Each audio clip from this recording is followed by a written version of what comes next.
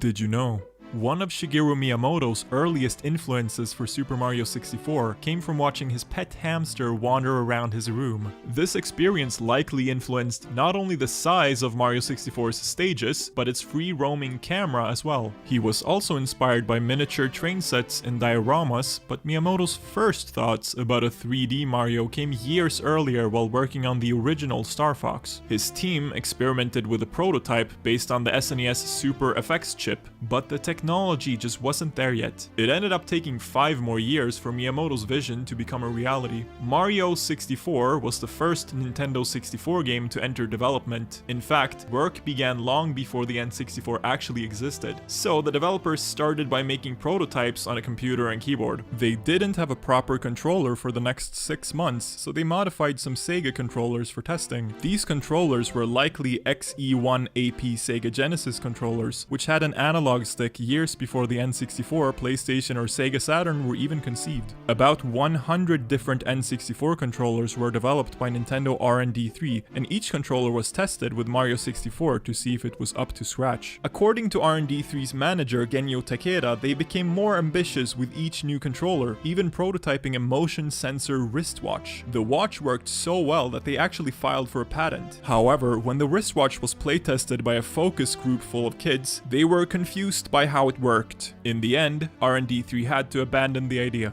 Did You Know Gaming asked Mario 64 programmer Giles Goddard about the prototype controllers and if there was anything memorable from Nintendo's tests. Goddard said, "There was one prototype joystick I worked on that stood out. It was made by a UK company, I think, and it had the ability to programmatically constrict movement in 2 axes. I thought we could use it to give force feedback or to give texture to certain movements, but when I made some test demos with it, it felt more like it was stuck on something instead. Still, it was way ahead of its time as there was no such thing as haptics back then." Ultimately, they settled on the N64 controller we know today, even though Miyamoto was still dissatisfied with it, and actually wanted a second D-pad instead of the C buttons. The game started out as just Mario running around an empty grid, with the next character added being Mips the Rabbit. From there, the team spent months just perfecting Mario's movements and the game's camera, ironing out these fundamentals before they built even a single stage. Assistant director Yoshiaki Koizumi made nearly 250 different Mario animations, about 50 of which got cut, including a somersault that probably broke Mario's fall after a long drop. A few animations didn't get cut, but ended up virtually useless, like the crouching trip kick, which Koizumi says he made for beating specific enemies that never got programmed into the game. To test out different camera systems, developers ran experiments like creating a mountain and having Mario and Mips race to the summit, then switching the camera and going again. They tested out thousands of different camera systems, having it locked, having it move, having it so the player controlled it entirely, and so on. There was one programmer whose whole job was just working on the camera system, and one day he finally came up with a camera Miyamoto was happy with. But it wasn't long before a Nintendo lawyer ran upstairs and told them Sega had a patent for switching cameras, which sent shockwaves through the entire office. They investigated what sort of legal consequences they might face by using Sega's patent, but ultimately decided to throw caution to the wind and use it anyway, praying they wouldn't get sued, and they never did. Mario's face on the game's title screen was originally made for a prototype of Mario Paint 3D, which ultimately released as Mario Artist Paint Studio on the 64DD. The game's main menu has an interesting origin as well. It's directly based on an SGI graphics demo called Buttonfly. SGI machines were used to make N64 games, and the machine's tools clearly had an influence on how Mario 64 was made. Another influence for Mario 64 was licensed asset packs. Nintendo used sound libraries from the company's Sound Ideas, which can be heard prominently in early versions of the game. Some early clips used samples of Looney Tunes actor Mel Blanc for Mario's voice.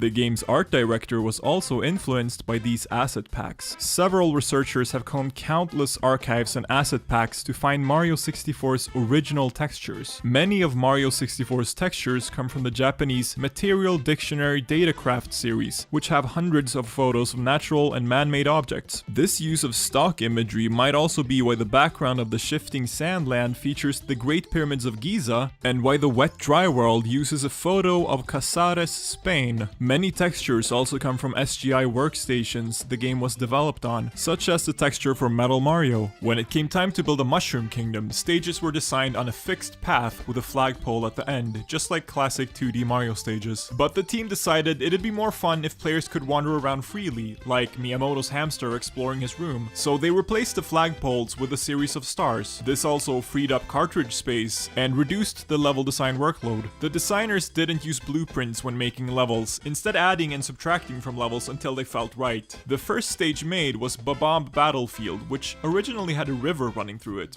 But when the team playtested it, they realized that the river's current was too strong and could be frustrating, so they drained all the water and left a dry valley in its place. Programmer Hajime Yajima wanted stages to have destructible terrain, which the game would remember. One example he gave was the player destroying a block, and the game remembering the block was gone for the entire playthrough. According to programmer Giles Goddard, half the team was focused on developing, while the other half just focused on playtesting. They even brought in some children, including Miyamoto's own son, to playtest Babomb Battlefield and see what they thought. As a director, Miyamoto was happy to see the kids were all having fun, but as a parent, he was concerned to see his son trying to run up an unclimbable hill over and over again. After a few dozen attempts, Miyamoto started to wonder about his son's intelligence. A couple months later, co-director Takashi Tezuka told Nintendo Power they'd already made 32 stages, and the final game might even have 40, plus bonus areas like the Princess's Secret Slide. However, the stage count ended up being scaled back, and the final game only had 15 stages. The overall difficulty was dialed back too. According to Miyamoto, there was a change late in development which made gaps easier to jump than in 2D Marios, as the team worried players might have a hard time judging distances in 3D. This provoked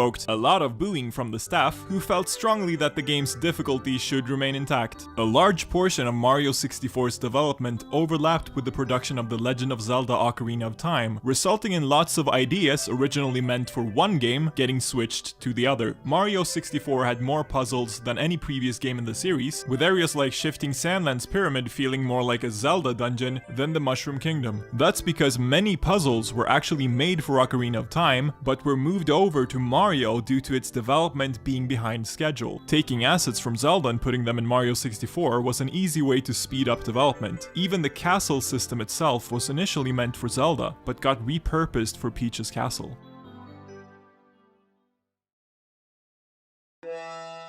The Nintendo 64 and its 3 launch titles were originally scheduled to release at Christmas 1995, but the launch date was delayed twice, so Miyamoto had more time to flesh out Mario 64. When the game finally launched in June 1996, critics praised it for setting a new standard in gaming. It eventually sold 12 million copies, making it the best-selling N64 game ever, and spawned a whole generation of copycats. A long-running trend Miyamoto chalked up to Nintendo's culture. He said, "I believe we are not making Japanese games, but are making Kyoto games. The taste of a Kyoto game is different from that of a Tokyo game. We Kyotoites hate to follow the fashion, but rather love to set the fashion. We really did want to change the culture of gaming, and it was in that spirit that we made Mario 64. In Miyamoto's view, this explains Nintendo's devotion to innovation and forging their own path, while Sega and Sony's Tokyo-based competition always left them following the trends. Despite all the delays, Mario 64 actually had the quickest development cycle of any game in the series, and the stress took a heavy toll on Nintendo's staff. The entire game was made by just 15 people, and afterwards 2 of them were so burnt out they quit programming and never worked on another video game ever again. It was the end of an era for Miyamoto as well. Mario 64 was the last time he sat in the director's chair. In the 25 years since, he's only worked as a producer, supervising the work of directors and their teams. When Mario 64 first launched in Japan, it cost 9,800 yen, roughly $100 US. Miyamoto winced at the price tag and went on record saying Mario 64 should have been closer to $60, which ultimately became the price when it launched in America 3 months later. The American version fixed some bugs and had other small updates, like Mario saying hello on the start screen and rambling in his sleep about spaghetti and ravioli. In the original Japanese version, the princess didn't talk at all. For the American update, they added the voice of Leslie Swan, the senior editor of Nintendo Nintendo Power magazine, and also had her localize the game's text. 10 months later, Japan got their own update of Mario 64, the Rumble Pack compatible version, Shindo Pakutayo. As the name implies, the biggest update was a new Rumble feature, which stayed exclusive to Japan. The updates from the US version were brought over as well, with more bug fixes. The developers also let players summon 40 copies of Mario's face on the game's title screen, but even after all the updates and extra development months, Miyamoto still wished he had more time. Mario was the first game developed for the N64, so the team hadn't figured out how to take full advantage of the technology. Ultimately, lots of content was cut, including 3 separate modes incorporating Luigi. One was a split-screen mode where Mario and Luigi started on opposite ends of the castle and ended up meeting in the middle. Another mode was more like a traditional co-op, with the camera pulling back to fit both players on one screen. Earlier versions of the game were even called Ultra 64 Mario Brothers, referencing Luigi's inclusion and the N64's original name, the Ultra 64. Due to programming difficulties, Luigi got cut just months before Mario 64 hit store shelves. The team tried to make up for it by adding a Mario Bros style minigame with Luigi, but this was cut as the N64 was only bundled with one controller, making multiplayer a rarity for most players at launch. Immediately after wrapping up Mario 64, Miyamoto started talking about a sequel. In May 1996, he told reporters, "I couldn't put everything into Super Mario 64 that I really wanted, so we've decided to continue working toward a sequel, which will take about a year and a half at least. For Super Mario 64, I believe we have utilized only 60% of the whole capacity of the N64 technology." He later dubbed the sequel Mario 128 and told fans a prototype was sitting on his desk that had Luigi as a playable character, but he wasn't satisfied just bringing back cut content from Mario 64 and was exploring 4-player split screen like in Mario Kart 64. The sequel would change the gameplay, add more enemies, and retool the presentation. Miyamoto wanted to shake off Mario's just for kids image by ditching his then iconic peace sign and having him stop smiling and laughing so much for no good reason. He even did an interview in Japanese Playboy Weekly to hype it up,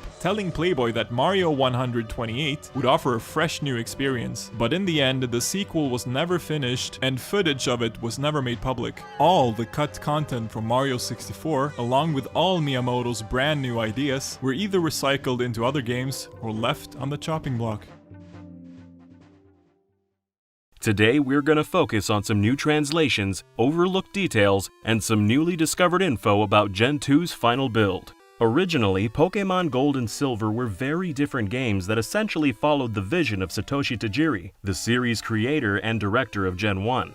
To understand how drastic the change was, here's an excerpt from a Japanese magazine we had translated where the programmer Tetsuya Watanabe says, "That version's a completely different game from what made it to store shelves. Everything got remade after that. The first world map was very grand in scale and based on the entirety of Japan. However, this meant we couldn't spare much cartridge space for each individual town, nor put much distance between them, so it all felt much more compact than the Kanto games. Development was a bit of a struggle, and things weren't going too well. Game Freak also felt tremendous pressure to up their game after Gen 1 unexpectedly became the best-selling games of all time. They didn't want to disappoint their millions and millions of fans, so Tajiri stepped aside and let Junichi Masuda take his place and recreate Gold and Silver according to his own vision. The original Tajiri build of Gold and Silver is best known for appearing in the leaked Space World 1997 demos. It had a unique Johto dex that ended up getting almost entirely scrapped, and all of Japan squeezed inside.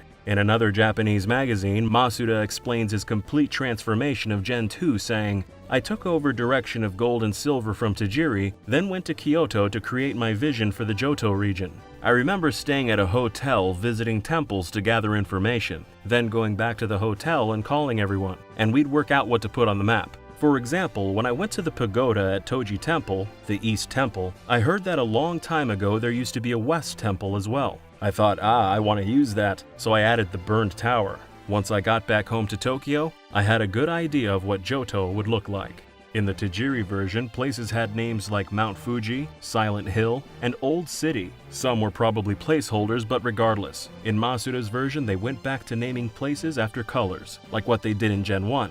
Goldenrod, Ekritique City, and Mahogany Town, for example. In one of these magazines, they say they intentionally chose unusual and old-fashioned words for colors, so when fans got older, eventually they'd come across those colors as adults and think, huh, that's the name of that Pokemon town. Like Cyanwood City. Most kids don't know cyan's basically sky blue. Interestingly though, the colors that represent towns aren't the same between Japanese and English. For example, in Japan, Cyanwood City is called Tanba City, which is more of an ocean green, which makes more sense for a seaside city. Azalea Town's Japanese name is Iwata Town, a dark brown color, which unlike in English matches the town's roofs. New Bark Town's called Wakaba Town, which is light green. Again, the same color as the roofs. And even y'all adults probably still don't know what Ecruteak City is. Ecru's a light brown, but in Japan it's Enju City, which is actually red. As for Johto itself, we actually need to clear up some misinformation.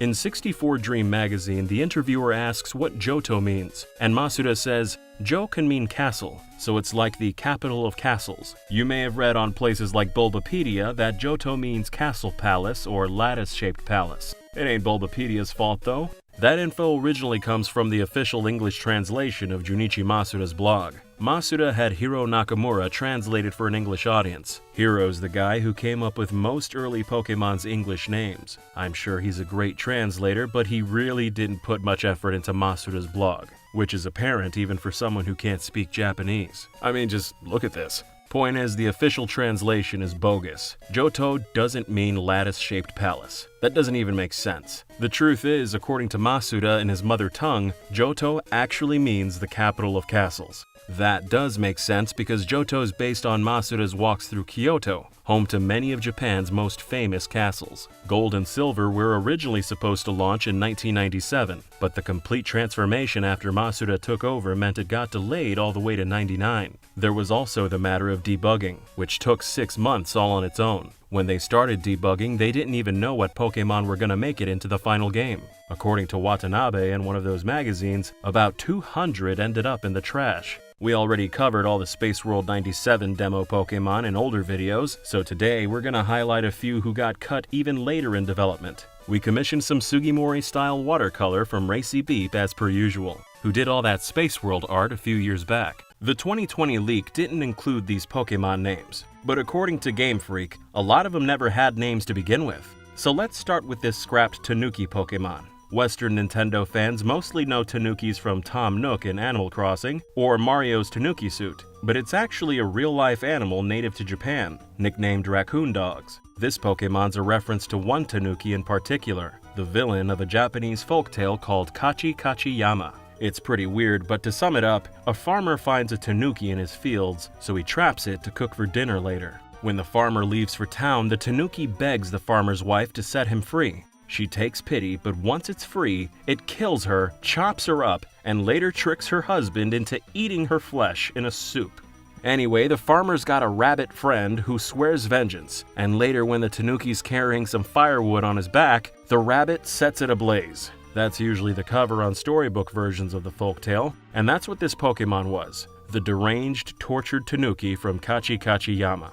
There was also this cute ghost flanked by a couple Hitodama. In Japanese culture, Hitodama are balls of fire that are dead people's souls separated from their bodies. That's why the ghosts' purple fires have little faces. Hitodama literally translates into English as souls of the dead.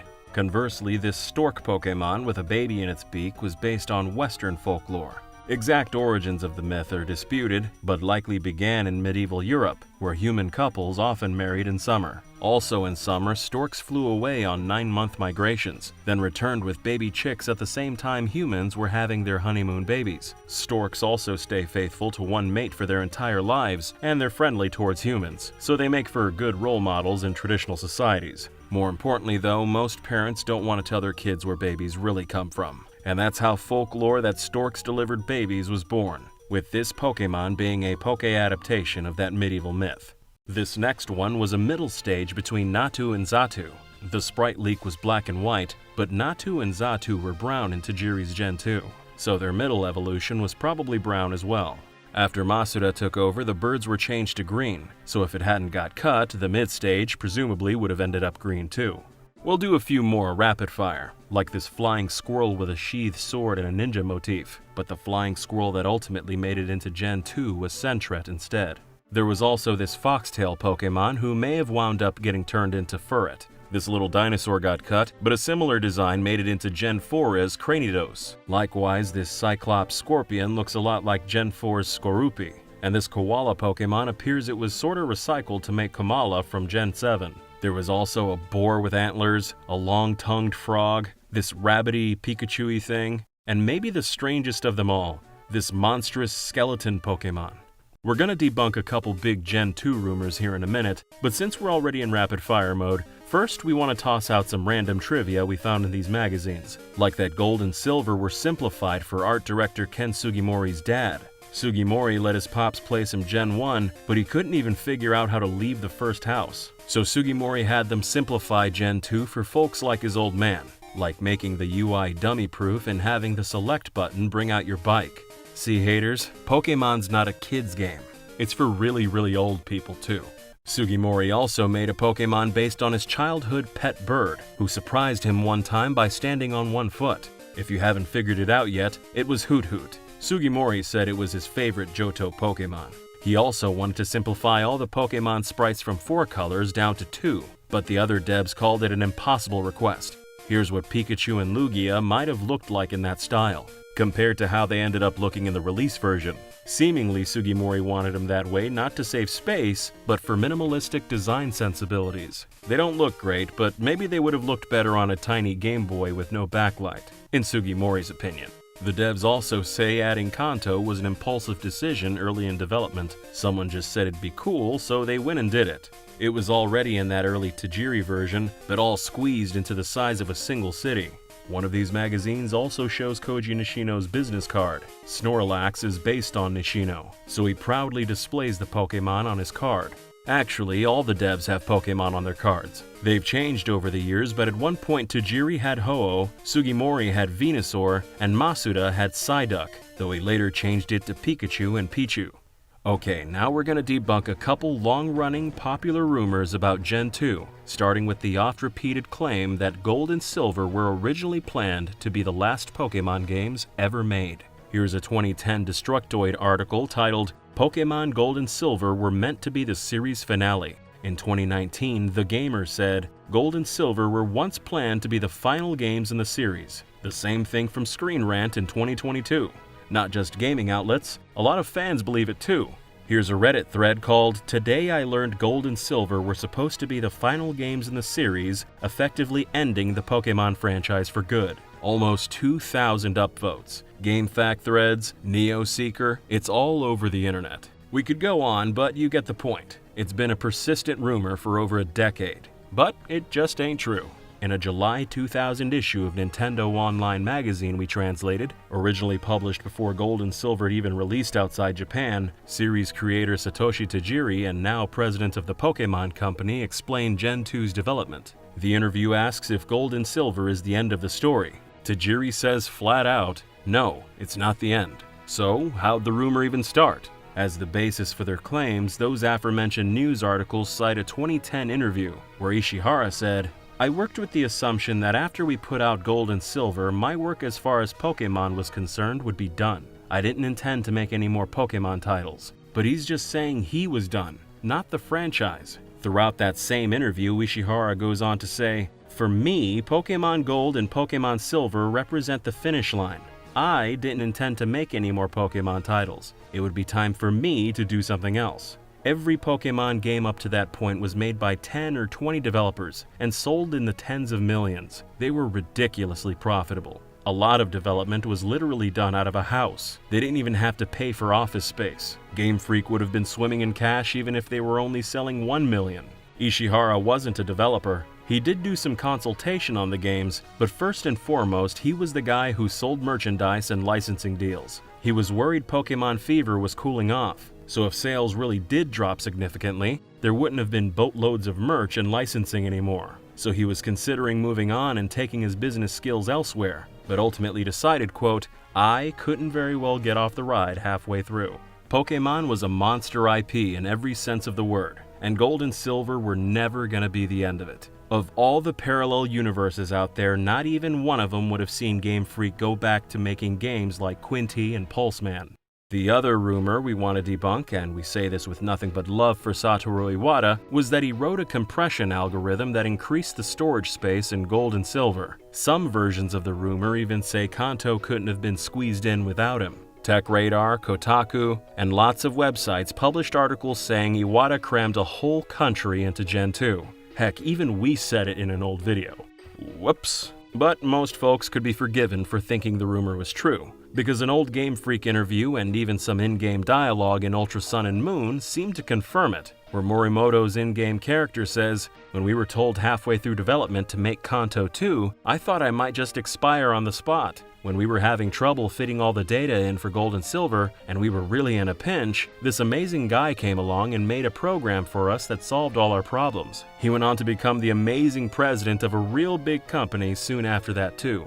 To get to the truth, you can't just look at interviews on the record. You've actually got to dig through Gen 2's data. Doing so reveals that Iwata did write an algorithm for Gold and Silver, but it actually decreased the amount of storage space by a few percentage points. In other words, Kanto made it into Gen 2 in spite of his algorithm. They could have added even more real estate if they stuck with Gen 1's algorithm. So, why didn't they? Well, Iwata's algorithm wasn't built for size, it was built for speed. Right now on the left, you're seeing the compression algorithm from the 97 Tajiri version of Gold, which used the same compression algorithm Gen 1 used. On the right, you're seeing Masuda's final release version, using Iwata's algorithm. Iwata's compression saves a fraction of a second at the start of a battle, another fraction when the Pokémon come out, and lots of other places. Basically, it all comes down to faster load times. We don't want to bog you down in too much technical jargon, but his Gen 2 algorithm was a tweaked version of the 1989 algorithm used in Earthbound and other HAL Labs games. The company Iwata was programmer, then president of, before he became president of Nintendo. In the code, Iwata himself calls it a high-speed algorithm.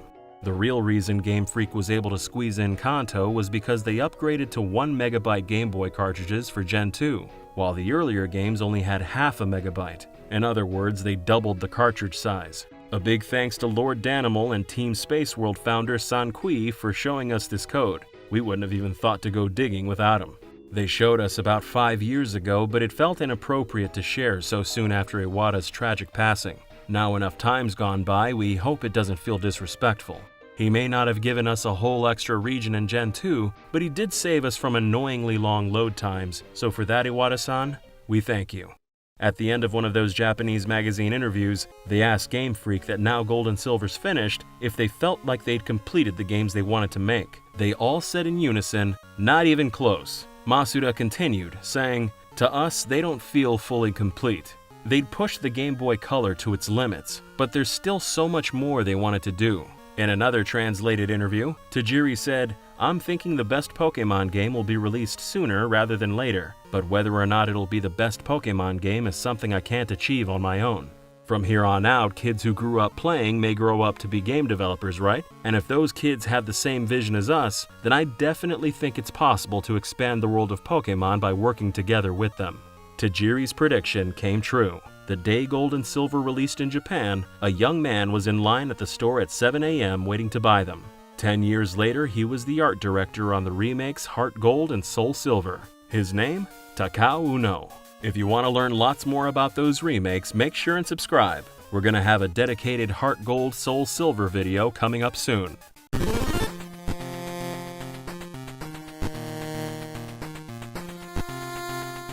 Did you know? Much like how some Game Boy games have bonus content when played on a Game Boy Color, several Color games unlock special features when played on a Game Boy Advance. 4 examples of this are Shantae, Wendy, Every Which Way, and both the Legend of Zelda Oracle of Ages and Seasons. When played on a GBA, Shantae has new items and abilities, Wendy, Every Which Way has 3 new levels, and the Oracle's games unlock a special advanced shop where players can buy exclusive items. These last 2 games even comment on the obscurity of the bonus content, with the store's owner Stockwell telling the player, "I'm amazed you found us." The success of the Game Boy line meant it penetrated pop culture and reached new audiences. In 1991, the system found its way to NBA star Lionel Simmons, who developed tendinitis in his right arm due to excessive amounts of Game Boy play. Simmons had to miss 2 basketball games while he was in recovery from hardcore gaming. The Game Boy was popular with more than just athletes, it was also popular with astronauts. The Game Boy was even the first gaming console played in outer space. The system, loaded with a copy of Tetris, was played by Russian cosmonaut Alexander Serebrov. He sent the device back to Earth with a note saying, "During flight, in rare minutes of leisure, I enjoyed playing Game Boy." The console, game, and note were sold in a charity auction for $1,220 in May 2011. Overall, Serebrov's Game Boy spent 196 days in space, orbiting the Earth over 3,000 times. Nintendo's Game Boy released in 1989 and was designed by industry veteran Gunpei Yokoi. Yokoi began developing the system in 1986, but the console's origins date all the way back to 1979. That year, on a train ride home, Yokoi saw a businessman playing with a pocket calculator, randomly pressing buttons to pass the time. It was in that moment Yokoi saw the utility of a handheld video game. At the time, Nintendo almost exclusively made toys, and had only experimented in the video game market with their Color TV game system. But Yokoi had designed several successful toys for Nintendo, and his ideas held a lot of weight at the company. In 1980, Nintendo released Ball, the first title in Yokoi's Game & Watch series, and Nintendo's very first handheld video game. It used a custom-printed LCD screen designed to show predefined characters and objects. Predefined art circumvented the need for dynamic displays using pixels. This saved on the amount of processing power the game needed, and allowed for the handheld to be made using inexpensive components. Other handheld electronic games from that era were mostly card games or sports games, so the Game & Watch series was viewed as a creative new approach with broader appeal. Over the course of 11 years, 59 different Game & Watch titles were produced, selling over 43 million units worldwide. The multi-screen series of the Game & Watch games even inspired the creation of the Nintendo DS. The 1982 port of Donkey Kong for Game & Watch was the first video game to feature the cross-shaped directional pad, or D-pad control scheme. The D-pad earned a Technology and Engineering Emmy Award, and was later patented by Nintendo and used in the NES and Game Boy. The Game Boy was internally called the DMG, or dot matrix game. Even though more advanced technology was available, the Game Boy's hardware was chosen to be cost-efficient and use as little power as possible, just like the Game & Watch. The LCD screen of the Game Boy was given a blank green background because, in testing, green contrasted better with the LCD overlay in different levels of light. Yokoi has called his design philosophy lateral thinking of withered technology. Withered technology refers to technology that is older, cheaper, and well understood, and lateral thinking refers to using that old technology in new and innovative ways. The price point and battery life of the Game Boy gave Nintendo an edge over more powerful handheld systems like the Atari Lynx and the Sega Game Gear, both of which came out around the same time as the Game Boy. Sega in particular seemed to resent the success of the Game Boy, and opened one of their Game Gear commercials by showing a Game Boy and stating, "If you were colorblind and had an IQ of less than 12, then you wouldn't mind which portable you had." During the Gulf War, one American soldier's Game Boy withstood an explosion during a bombing raid. The system suffered cosmetic damage, but was still operational.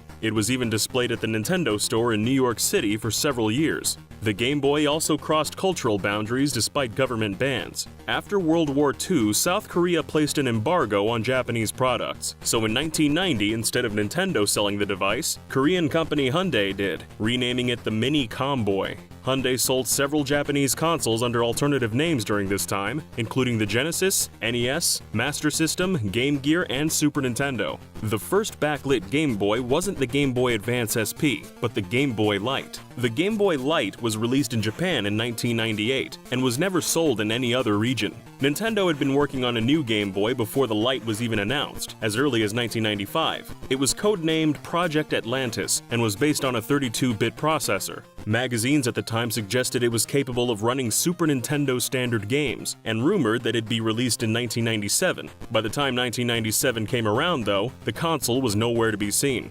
Instead, Nintendo released the Game Boy Color in 1998 as a stopgap so developers could spend more time working on Project Atlantis, which became the Game Boy Advance. Even though the Game Boy Color was only a modest upgrade over the previous Game Boy, it did add more than just color. The CPU was twice as fast, and it had 4 times the memory of the Game Boy. Another interesting fact is that in the Game Boy Color logo, each letter of the word color represents one of the 5 colors the system originally launched in.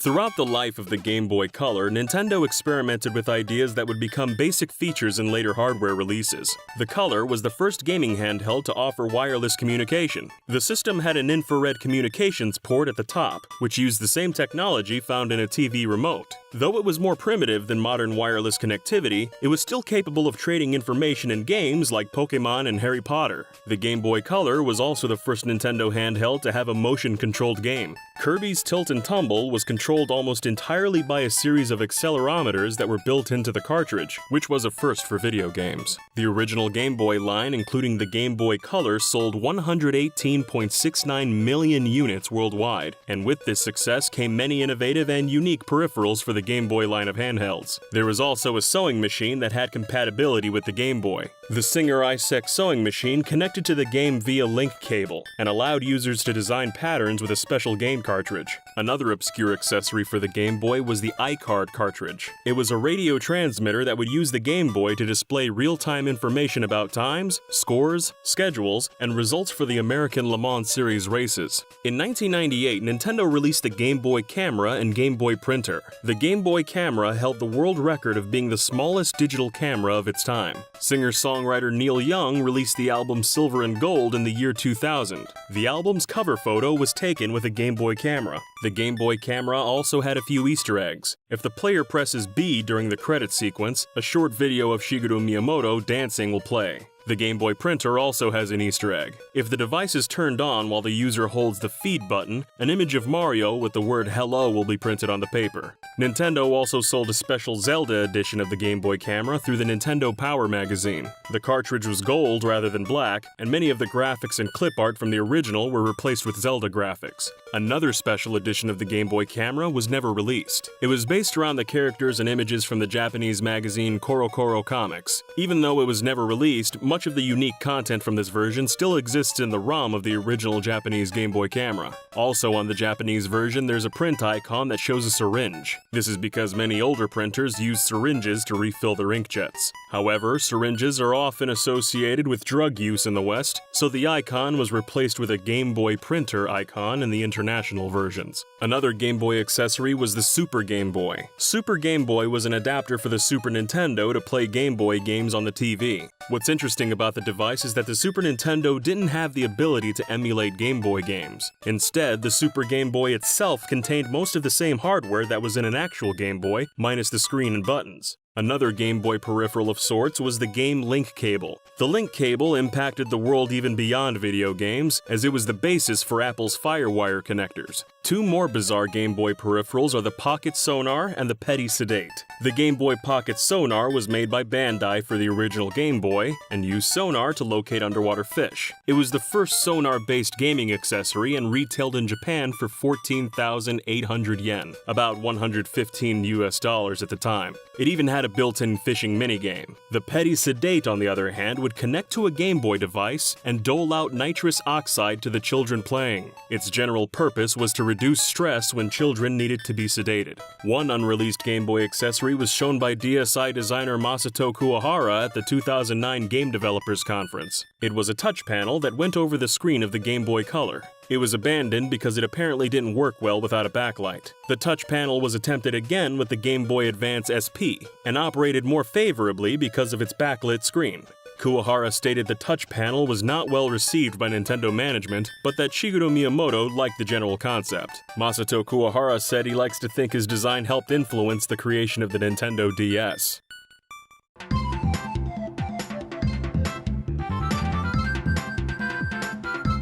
Did you know?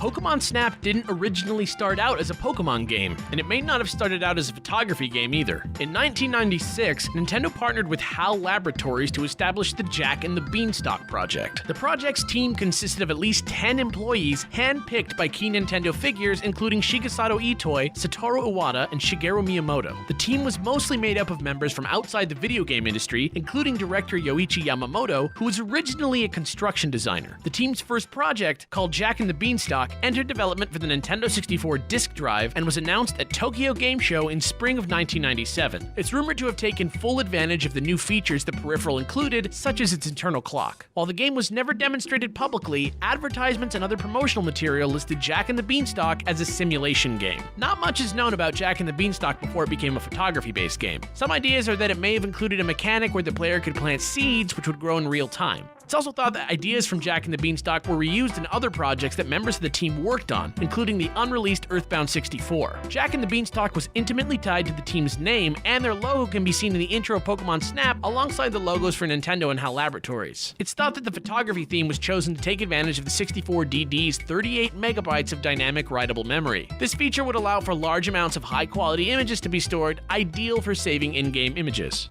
When the team began development on a game about photography, however, it didn't feature Pokémon. According to former Nintendo president Satoru Iwata, originally, Pokémon Snap for the Nintendo 64 system wasn't a Pokémon game, but rather a normal game in which you took photos, but the motivation for playing the game wasn't clear. We wondered what players would enjoy taking pictures of, and later on we made a somewhat forced switch into taking pictures of Pokémon. This decision was ultimately for the best, but at the time it was met with mixed feelings from the team. HAL Laboratories character supervisor Masanobu Yamamoto recalled, "I was involved as a designer, so when characters other than the ones we had designed were used, I had a slightly negative reaction to it. That time, adopting the Pokemon world clarified what we should do and the direction we should head, and I came to like Pokemon, so I felt that had saved us." Even after the shift to Pokemon, not everything survived the development process. Early beta footage of the game featured Ekans, but the Pokemon was cut sometime during development. This is particularly interesting as the final version of the game contains exactly 63 Pokemon. If Ekans had been included, it would have pushed the total to 64. This may have been a deliberate choice to reference the Nintendo 64. There's also evidence of at least 2 additional levels being cut from the game. The beta footage contains scenes from what appears to be a very rough version of a desert-themed area. Ikuko Momori, the composer for Pokémon Snap, also uploaded an unused song from the game called Fantastic Horror. She did this on her website, calling it a tune for a lost stage.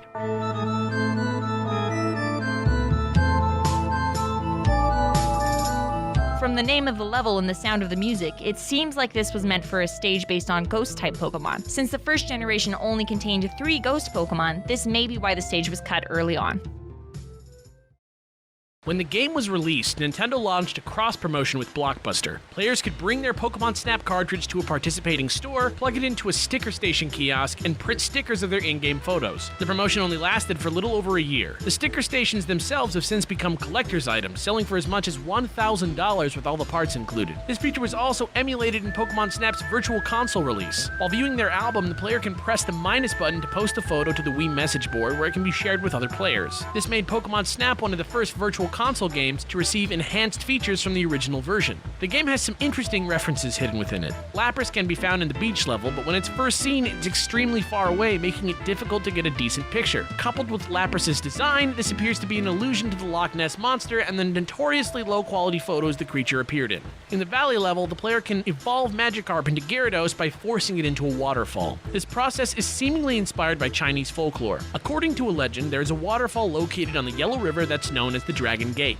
If a carp can manage to fling itself over the top of the waterfall, it will be transformed into a dragon. Illustrations of fish jumping over the dragon's gate are enduring Chinese cultural symbols for courage and accomplishment.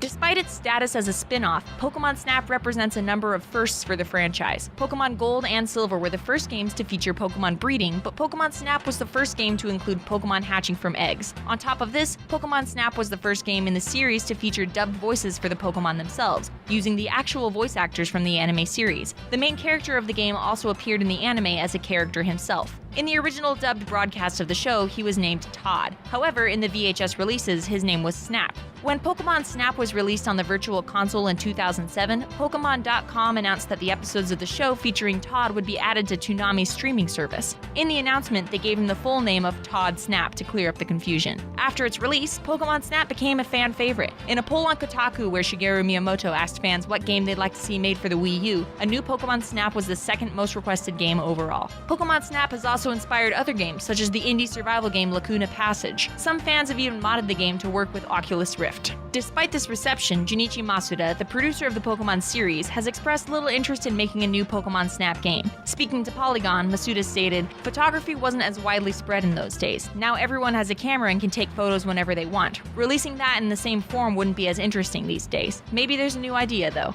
In a later interview about the game's potential on the Wii U, he reiterated, "It's really popular, we get this a lot. If they were to create another one, they'd probably need to come up with some kind of new invention to make it fresh. Of course, everyone thinks of the gamepad, but whoever made it would have to come up with something unexpected. Pokémon Snap was developed by HAL originally, which is now part of Nintendo. I'm the director at the Pokémon Company, and we're certainly not stopping it from coming out."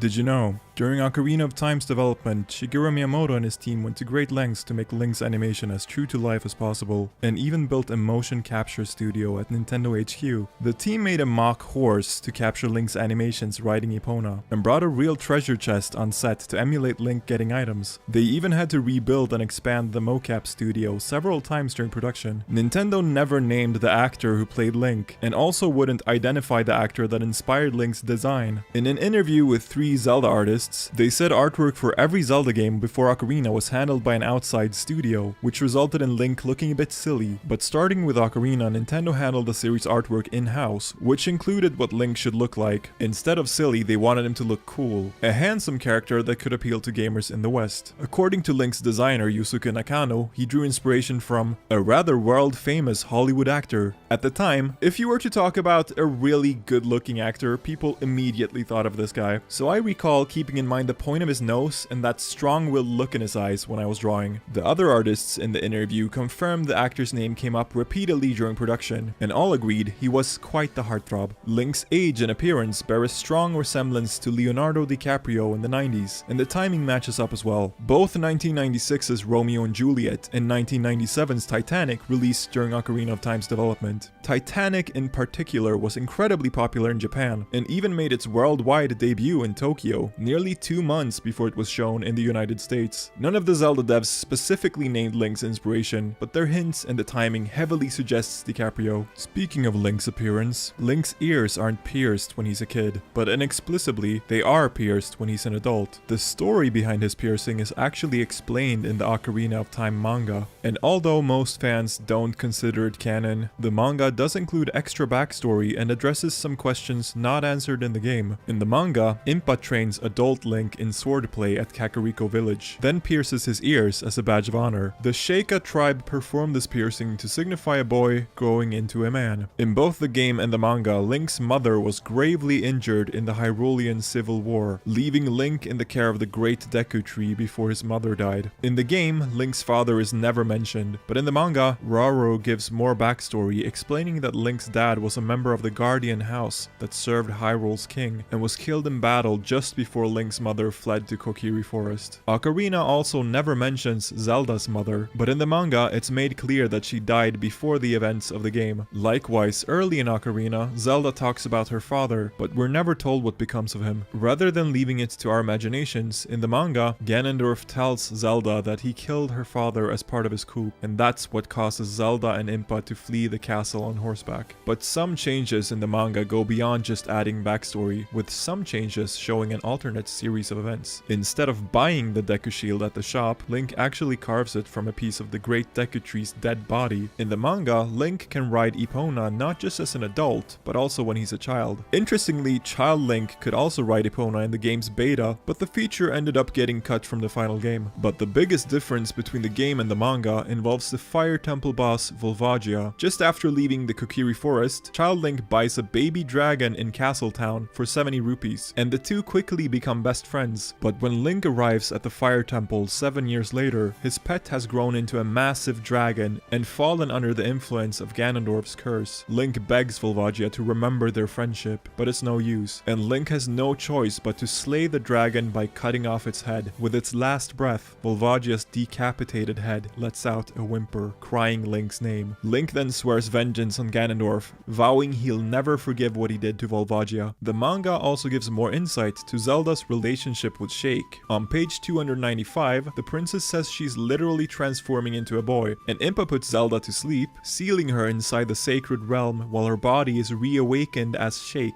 The events depicted in the manga, as well as in-game clues like her eye color changing from blue to red, led some fans to believe Zelda and Sheik are actually two different people, and Sheik is literally male. Some even believe this makes the character transgender. Nintendo rarely makes official rulings on fan theories, but in 2014, Bill Trinan of Nintendo Treehouse did just that, telling Polygon, "The definitive answer is that Sheik is a woman, simply Zelda in a different outfit," thus settling the argument once and for all. After Ocarina of Time's development was complete, Miyamoto took an unusual amount of interest in the game's localization, making sure his story was told properly all around the world, but he wasn't always so involved. Localizations for earlier games in the series were pretty hit and miss, especially the original Zelda on NES, and the French versions were particularly goofy, where the Master Sword was localized as Excalibur. Despite the shoddy work, Nintendo's French translator didn't actually get fired until an awkward encounter at Nintendo HQ, when Zelda director Takashi Tezuka invited the localizers into a meeting one day for small talk, asking what they'd been up to the night before. The French translator said she'd been souvenir hunting at a sex shop and pulled some obscene toys and magazines out of her purse, showing them to Tezuka and telling jokes we can't repeat here on YouTube. According to German translator Claude Moyes, who was in that meeting, "I've never before seen such faces, and never have since then. Mr. Tezuka's face got a green tint and he took a few steps back as if she was possessed. She was fired 1 week later, without any special explanations given. I really think it was because of Mr. Tezuka. Mr. Miyamoto would have had more humor, for sure." Now in need of a new French translator, they looked to their gamer tip hotline. Back in the early days of the internet, if fans got stuck in a game, they'd call Nintendo directly and talk with a tipster who could give them advice. One of those tipsters was Julian Bardakov, who said that Miyamoto took the localization process for Ocarina of Time very seriously, and personally quizzed Julian with over 50 lines of text in Japanese, English, and French. Julian passed Miyamoto's test, and being the super fan he was, took the initiative of adding lots of unique flair to the French version. One example is giving the Deku tree sprout a lisp due to the twig in his mouth. Did You Know Gaming spoke with Julian, who said he also saved the game from a huge embarrassment. "I realized that Deku could be pronounced in French as Deku, which means of ass. That'd be horrible in some part of the game, since Deku nuts would be nuts of the ass, and Deku seeds would be seeds of the ass. So I changed the name Deku to Mojo, which sounds very cool and mystical. The Nintendo executives loved it and all the other unique changes, so they rewarded me. They said, 1 gossip stone in the Kokiri forest is yours. You can make it say whatever you want. Every gossip stone in every language is basically the same, except for 1 stone in the French version, which says, it's rumored that Zelda's translator is super cool and super hot." Speaking of Dekus, Miyamoto says his favorite enemy in Ocarina of Time is the Deku Scrub, because sometimes they attack you, sometimes they offer you valuable information, and sometimes they're more interested in commerce. What makes them interesting is that at a distance, you can't tell if they're friend or foe. In an interview just after Ocarina's launch, Miyamoto said he wanted to add more of these sorts of characters, but unfortunately, Deku Scrubs were the only ones that made the game's final cut. As most Zelda fans are well aware, after Ocarina of Time released in 1998, an expansion called Ura Zelda was planned for the Nintendo 64 DD, but most fans are unaware that after the 64 DD's eventual failure, Miyamoto considered releasing Ura Zelda on the N64 as a regular cartridge title about 1 year after the launch of Ocarina. Miyamoto said, "There were several ideas I could not incorporate into Zelda because of the lack of time and various other factors. For example, I wanted to create some extra dungeons and challenges for those who had a completed quest, and we planned for them with the predicted introduction of the DD, but now we don't know whether we'll do this or not. We may have to introduce a special edition cartridge next year instead." In a later interview, he added that Ura was planned to include some parody games to replace those found in Ocarina's version of Hyrule, but ultimately a special edition N64 cartridge was never released. Instead, a more modest form of Ura called Master Quest became a bonus disc for pre-ordering Wind Waker on GameCube. The promotion was a huge success, making Wind Waker the most pre-ordered game of all time, with over 500,000 copies, but many fans were disappointed when they realized Master Quest only featured the remixed dungeons, and was lacking any parody games or extra challenges. Miyamoto told fans Master Quest is Ura Zelda, but the Hyrule remix was so minor that many fans to this day still don't consider it Ura Zelda, instead classify Ura as one of the series' lost games. Hello and welcome to Did You Know Gaming Extra. and this episode we'll be exploring trivia from games on Sega's last foray into the world of consoles, the much-loved Dreamcast. Sega was in a tough situation with the Dreamcast. Their competition was about to ramp up the console race into top gear, with consoles from Sony, Nintendo, and Microsoft on the horizon. This was partly brought upon themselves, as Sega inspired Sony to work extensively on 3D gaming. We'll start by dipping into one of the most recognizable and defining games on the system, Shenmue.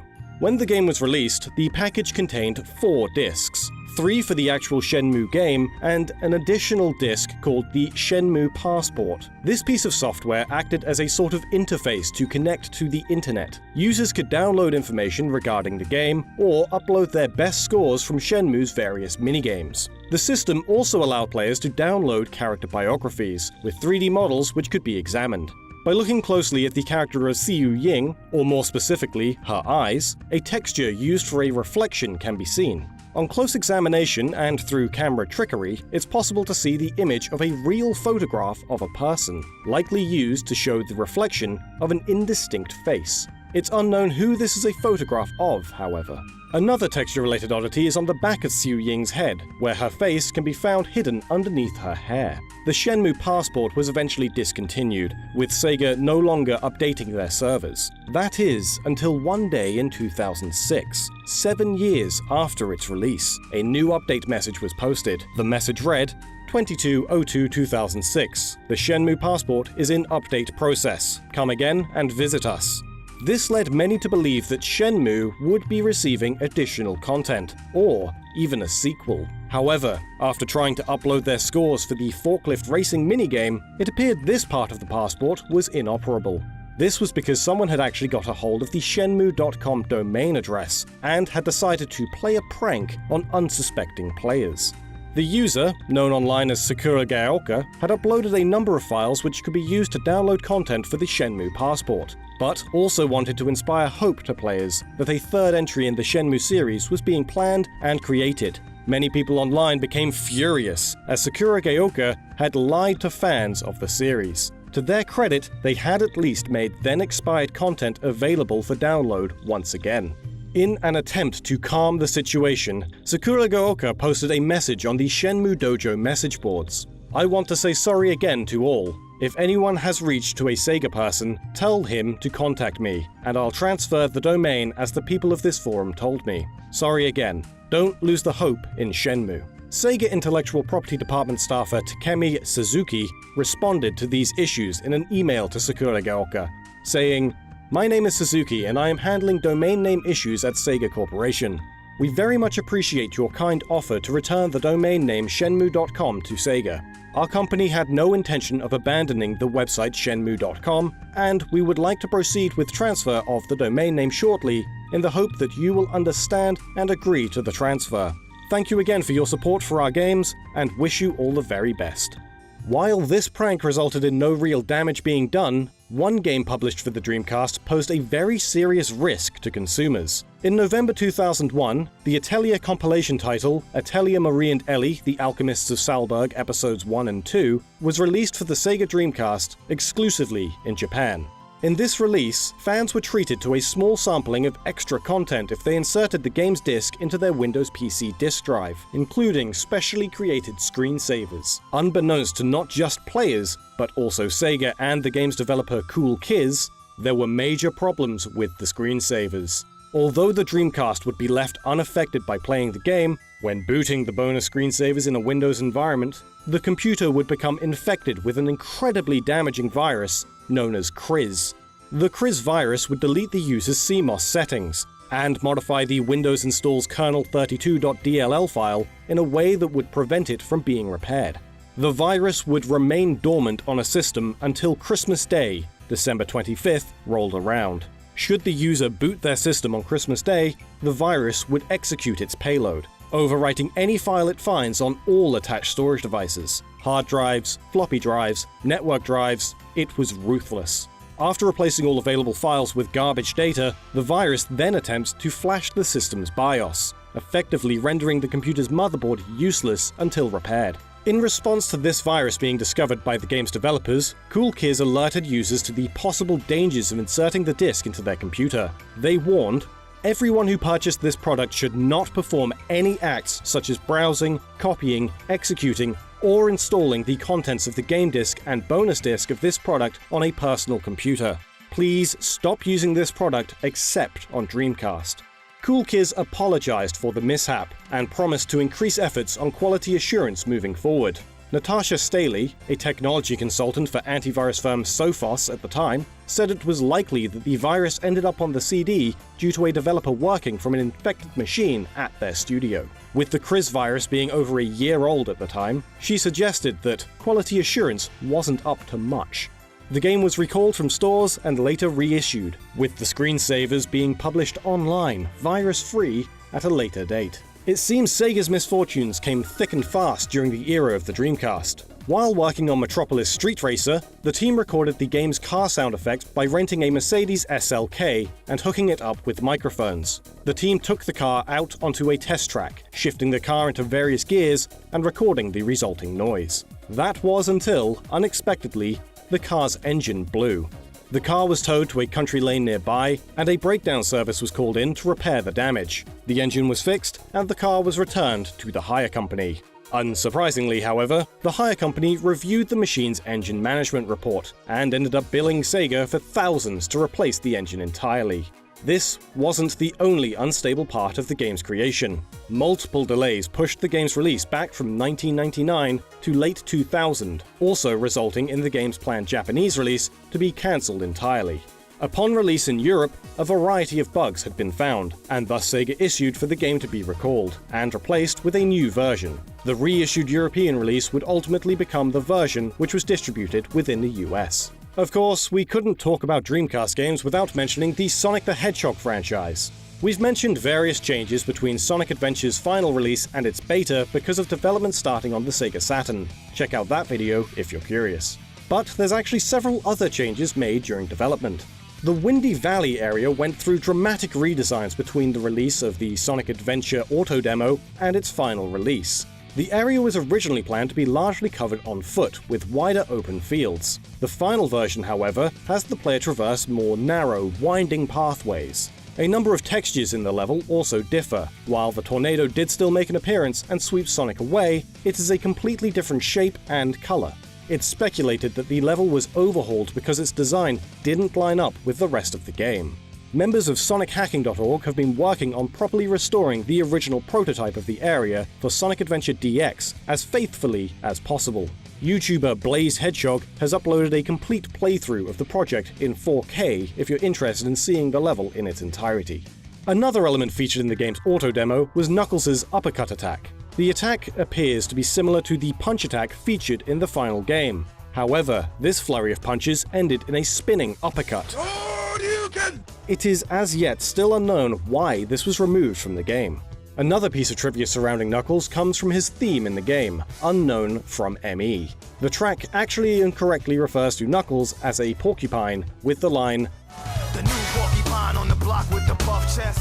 Presumably, the mistake was made because porcupine and echidnas are both little mammals covered in quills.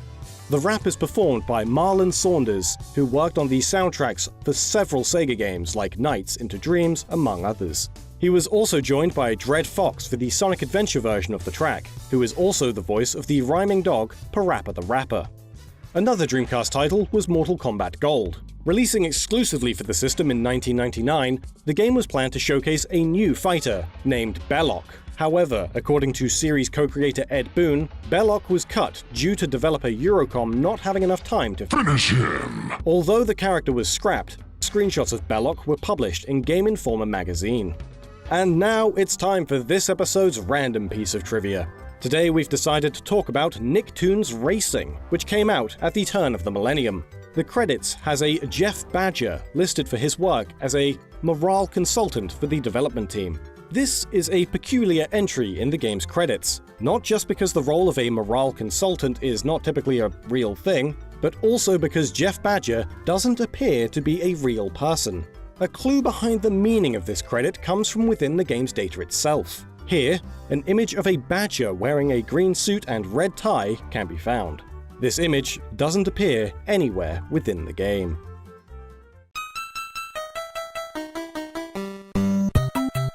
Did you know? Early on in Mario 3's development, the game was planned to use a top-down perspective. Co-director Takashi Tezuka wanted to change the viewing angle as an experiment, but this also altered how vertical depth was perceived in the game. The angle was changed back to a side view during development, but relics of the top-down period can still be found in the game. The checkered floor at the game's title screen is one example given by Nintendo's developers. Super Mario Bros. 3 was developed by around 20 to 30 people, only 11 of which were credited. During Mario 3's development, the team drew inspiration from some unusual sources. Chain chomps were inspired by an incident from director Shigeru Miyamoto's youth, where a neighbor's dog chased after him until it was yanked back by its chain. Tezuka also had an idea to create an enemy based on his wife, who was normally a very quiet woman until she exploded in a fit of anger over how much time he would spend at work. This idea ultimately led to the creation of the Boos. Many other concepts were ultimately cut or altered during development, however. While brainstorming new power-ups for the game, the designers considered adding a suit that would turn Mario into a centaur, but they scrapped it in favor of the Tanuki suit. Another change is that at one point during development, Mario was planned to face the direction he walked in at the map screen. This is a feature that wouldn't be implemented until the release of Super Mario World. Mario 3 also has leftover data for additional types of bonus games. The game contains several different variations on a dice rolling game, with win conditions based on rolling either an even or odd number, and there are also sprites for a Hammer Brother and Koopa Troopa as hosts. Super Mario Bros. 3 was released in October of 1988 in Japan, but due to a shortage of ROM chips at the time, the game's international release ended up being delayed for 16 months. When Super Mario Bros. 3 finally reached Western shores, it came with a large number of changes. Arguably the most prominent change was how Mario reacts to taking damage. In the Japanese release, getting hit by an enemy while under the effects of any power-up would cause Mario to revert back to his smallest form. This was altered in the American release so that getting hit while Mario had any power-up higher than a super mushroom would only revert him back to his super state. There were also different visual effects for losing power-ups. In the Japanese version, the suit would visibly fly off Mario's body, while in other regions it would simply disappear in a puff of smoke. The Japanese version even included a fade-in at the beginning of each level that was removed from the international release, which speeds up the game by about a second. There's also a small new Game Plus element not present in the Japanese version. Returning to the title screen and starting a new game after the end credits gives the player a full inventory of P-Wings. The European version of Mario 3 also included an interesting mistake. At the end of the letter which informs Mario that Peach was kidnapped, Bowser's name was changed to Koopa Troopa. In 1990, programmer John Carmack and designer Tom Hall of Softdisk created a demo of the Super Mario Bros. 3 on PC. The demo showcased the first level of the game and replaced Mario with Dangerous Dave, a character created by their co-worker John Romero. Computers at the time were unable to effectively scroll the screen horizontally, so Mario-style platformers simply couldn't work on PC. However, Carmack invented a technique known as adaptive tile refresh, which made rapid side-scrolling possible on early PCs. When Romero found the demo, titled Dangerous Dave in Copyright Infringement, he quickly realized the potential applications of Carmack's breakthrough, and the team began working on a full PC port of Mario Bros. 3. The developers felt so confident about the project that they sent their demo to Nintendo, alongside a proposal to release an official PC port of Mario 3. Nintendo turned down their offer, however, saying they had no interest in expanding to a PC market. Nevertheless, the attention the team attracted during this time led them to forming id Software, who would go on to release games such as Wolfenstein, Quake, and Doom. Super Mario Bros. 3 was eventually ported to the Game Boy Advance as part of the Super Mario Advance series. This version took advantage of the handheld's features and included 30 additional levels available via the e-reader peripheral. In order to unlock the levels, players would need a copy of the game, an e-reader, the corresponding card for the level they wanted to play, 2 GBA systems, and a link cable. The e-reader was never released in Europe, and the only 10 level cards were released in North America before the e-reader was discontinued due to low popularity. This meant 20 levels were completely inaccessible in the international version of Mario 3. When the GBA version of Mario 3 was re-released on the Wii U Virtual Console, all of the e-reader levels were included by default.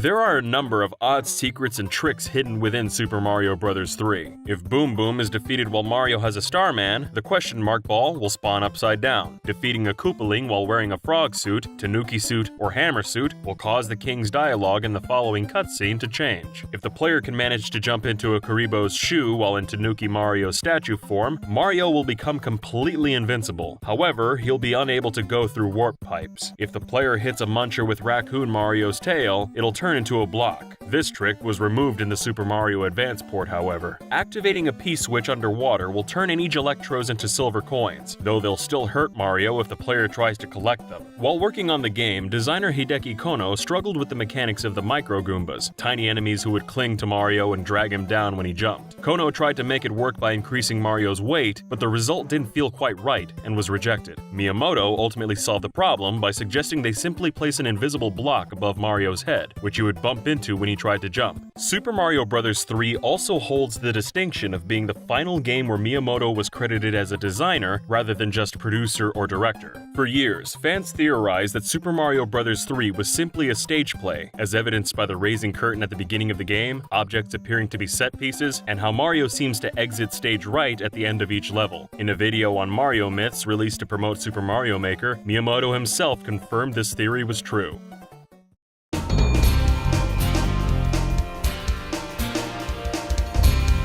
Did you know? The Japanese release of Spyro the Dragon was somewhat different to the Western game. For some reason, the game runs significantly slower than the American version, to the point that Spyro's charge is about as fast as his regular walking speed in international versions. A director's cut release gave Japanese players the option to restore the game to full speed, but this feature had to be unlocked by 100% completing the game. Another change to the Japanese version is that Spark, Spyro's dragonfly companion and health meter, doesn't change color when Spyro takes damage, but glows less brightly with each hit. This is because the Japanese version was compatible with the Japan-exclusive Pocket Station, a small device that could link with compatible games to unlock features, similar to the Sega Dreamcast's VMU. Connecting a Pocket Station to a Japanese copy of Spyro makes 30 dragonfly eggs appear throughout the game. Collecting eggs and hatching them will unlock additional dragonflies for the player to equip, some of which actually let Spyro take more hits than with Sparks. This feature was also carried over into the Japanese version of Ripto's Rage. The third game in the series, however, Spyro Year of the Dragon, wouldn't see a release in Japan until the Spyro Reignited trilogy. Spyro was influenced by Insomniac Games wanting a change from the dark themes of their debut game, Disruptor.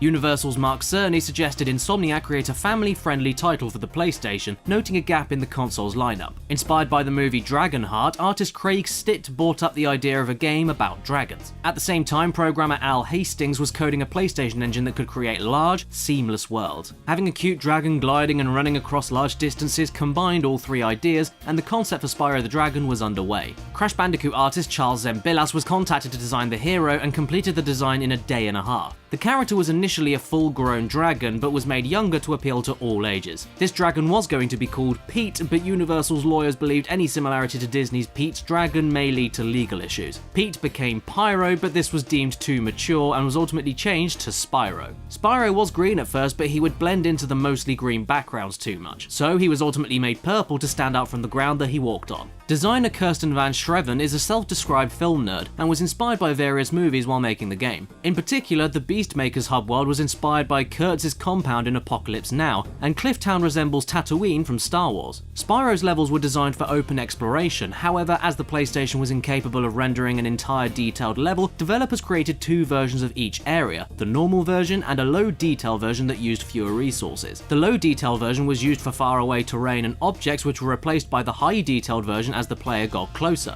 This technique is common today, but it was very innovative at the time. Spyro's ability to glide created some difficulties for the team, as players could potentially glide across an entire level if they found a high enough place to jump from. So then the designers began deliberately creating levels with high peaks, expecting the player to climb them and spot far off secrets to glide to, and because of this, the gems' sparkles were also made visible from long distances. The team would play other games together such as Mario Kart 64, StarCraft, and in particular Super Mario 64, which became an influence for Spyro. Chief Creative Officer Brian Hastings spent a long time dissecting Mario 64's controls, concluding that it was successful because it was just fun to move Mario around. Insomniac knew that Spyro was a success when they realized they could just have fun moving Spyro around as well. To ensure that Spyro's controls were fluid, Insomniac brought in Matt Whiting, a former rocket scientist from NASA, to program the controls and the camera. Whiting used to work on flight control systems, experience that translated easily to programming for a video game. Originally, the camera was designed to rigidly follow Spyro from behind, but this was loosened up after playtesters experienced motion sickness. Spyro's voice started out very high-pitched, but was then changed to a deeper, streetwise voice. Lines were recorded in this latter voice before it was decided he sounded too mean, and a compromise between the two voices was used instead. Unfortunately though, the final product didn't resonate with fans, and many players felt Spyro was cocky and entitled. For subsequent games, they changed Spyro into a softer, friendlier character and replaced voice actor Carlos Alazraqui with Tom Kenny, best known as the voice of SpongeBob SquarePants. Composer Stuart Copeland, former drummer of the band The Police, worked on a tight deadline for the original game. He'd compose 3 songs a day, then refine them for the next day. Copeland was given early builds of the game and immediately wanted to compose for it. He had difficulty beating levels, however, so Insomniac sent him cheat codes to do it. Even with invincibility though, he had trouble doing the platforming sections. While a dynamic soundtrack wasn't possible, Copeland felt the songs would often sync up with the actions on screen coincidentally. He was extremely proud of the soundtrack and considered the songs some of the best tunes he ever wrote. The song Rain appeared on his compilation album The Stuart Copeland Anthology, and the music for Wizard Peak was reused as the credits theme for The Amanda Show, which Copeland also composed for. Copeland would also play the game with his children, and his son went on to work at Insomniac.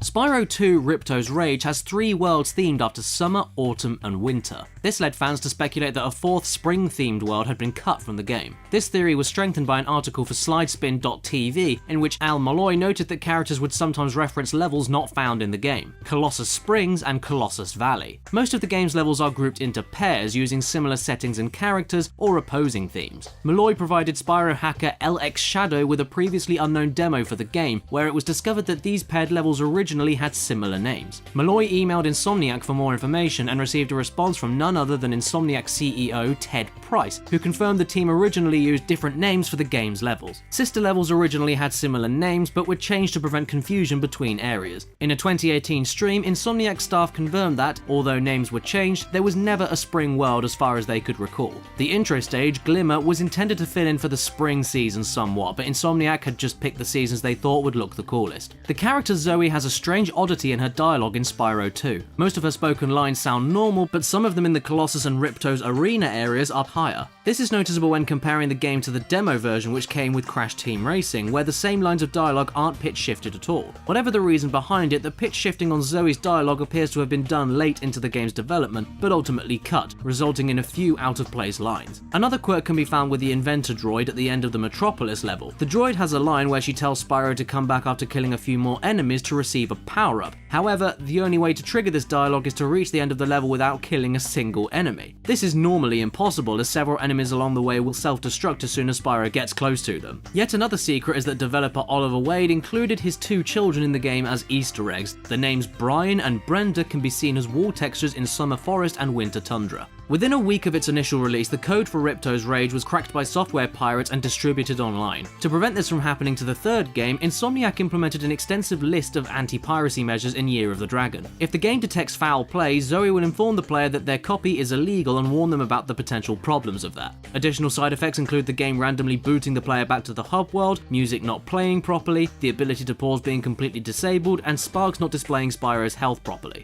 In European versions, the language will also change at random. If the player still somehow manages to reach the final boss on a pirated copy, they will then immediately be sent back to the title screen and the game will erase their save data. Spyro Year of the Dragon was released in 2000, the Year of the Dragon in the Chinese Zodiac. The game was developed in just 10.5 months and had an emphasis on minigames to add variety to the gameplay. Many titles served as inspiration for these minigames, such as Tony Hawk, Doom, GoldenEye, Mario Kart, Crash Bandicoot, Ready to Rumble, Mario 64, Rampage, and many others. The game also featured the active challenge tuning or ACT system, which dynamically alters the game's difficulty depending on the player's performance. This allowed the game to be accessible to newcomers while also challenging hardcore gamers. Year of the Dragon even shares hidden data with Spyro 1 and 2. Within all 3 games are quotes from notable writers such as William Shakespeare and Edgar Allan Poe, serving no other purpose than to pad out the game's files. At the end of the list is a line that reads, "I always get the Shem." This is a reference to an in-joke among the developers of Insomniac, where getting the Shemp referred to being tasked with an unpleasant or difficult job. This joke was also the inspiration for the name of the boss, Dr. Shemp, in the original Spyro.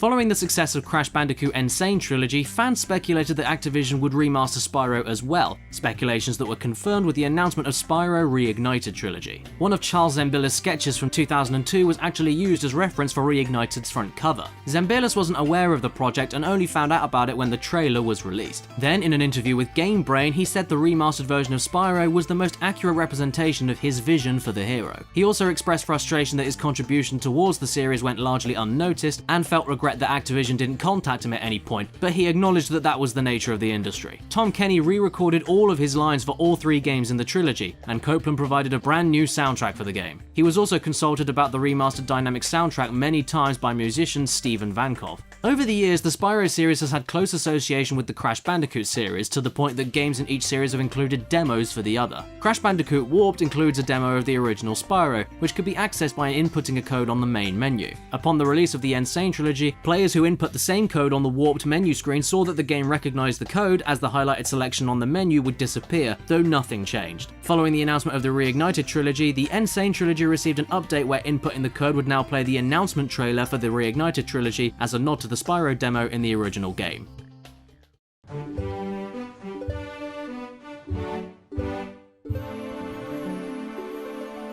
Did you know?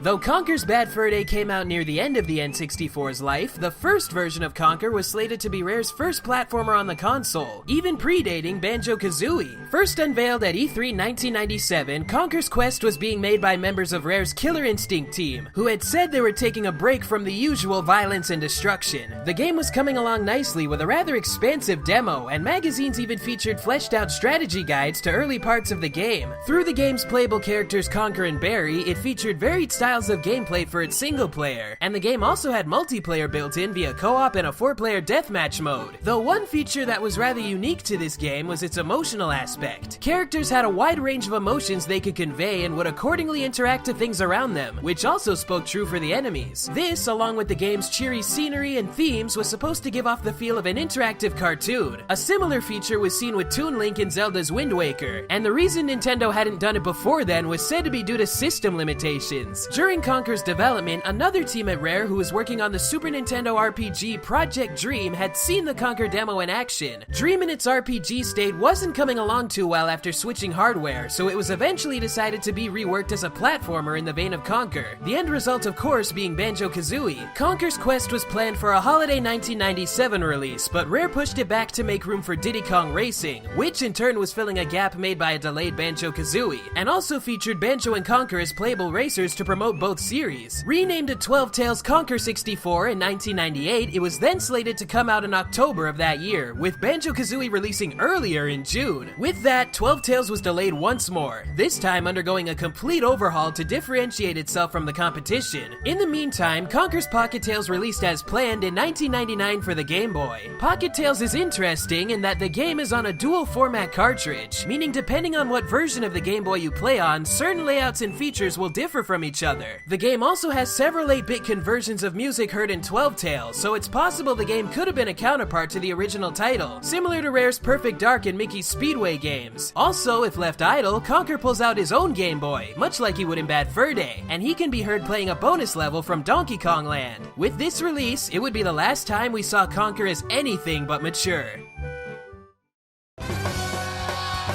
Conker began its new life when designer Cris Seaver decided to take charge. Previously working on art for 12 Tales, Seaver had an idea for the game's new direction and was issued a challenge to see if it would work. Rare co-founder Tim Stamper came up with the idea early on where Conker has to retrieve a beehive stolen by a gang of wasps, and he gave Cris the responsibility of adding a narrative. In the words of Seaver himself, what can we do with that? Oh, I know. We'll make it violent. He presented his demo to the Stampers and they gave him the go-ahead. It was also done to exemplify the new controls and the idea of players being rewarded with cutscenes, their equivalent to Mario's Power Stars. When it came to scripting the cutscenes, Bad Fur Day had no real script whatsoever, being more or less completely improvised by Seaver and the game's composer Robin Beanland, which was said to make things more fluid and spontaneous. Bad Fur Day's marketing was rather sparse, though there were some wild approaches to how they got the word out. One instance involving Playboy. Teaming up with Nintendo, the two companies went on tour to 20 college campuses across the US to have students play Conker's multiplayer and win various Playboy and Nintendo prizes. One noteworthy winner was Florida State U student Neil Druckmann, leading his team to victory in beach mode due to his dodging skills as a Frenchie and earning himself a Conker t-shirt. Druckmann later went on to be lead director for Naughty Dog's The Last of Us and Uncharted 4. Even more contrary to their image, Nintendo was also very lenient and supportive of Bad Fur Day in general. At E3 2000, Nintendo had a separate booth for Conker where people had to show ID to get in and play the game. They even had a bar set up in the booth, serving beer to whoever wanted one, and gave out Conker-themed plastic mugs and condoms as swag. Despite the game's new facelift, a few elements from Conker's earlier outings still remain, such as the bouncing mushrooms and sunflowers, windmill and barn areas, and minigame music recycled for the track The Old Chap, named that way as a remnant of 12 Tales. 12 Tales also had a Gladiator track, which would be reappropriated for Rare's Jet Force Gemini, and Bad Fur Day's Count Bachelor theme was actually taken from Killer Instinct 2 from an unused vampire character.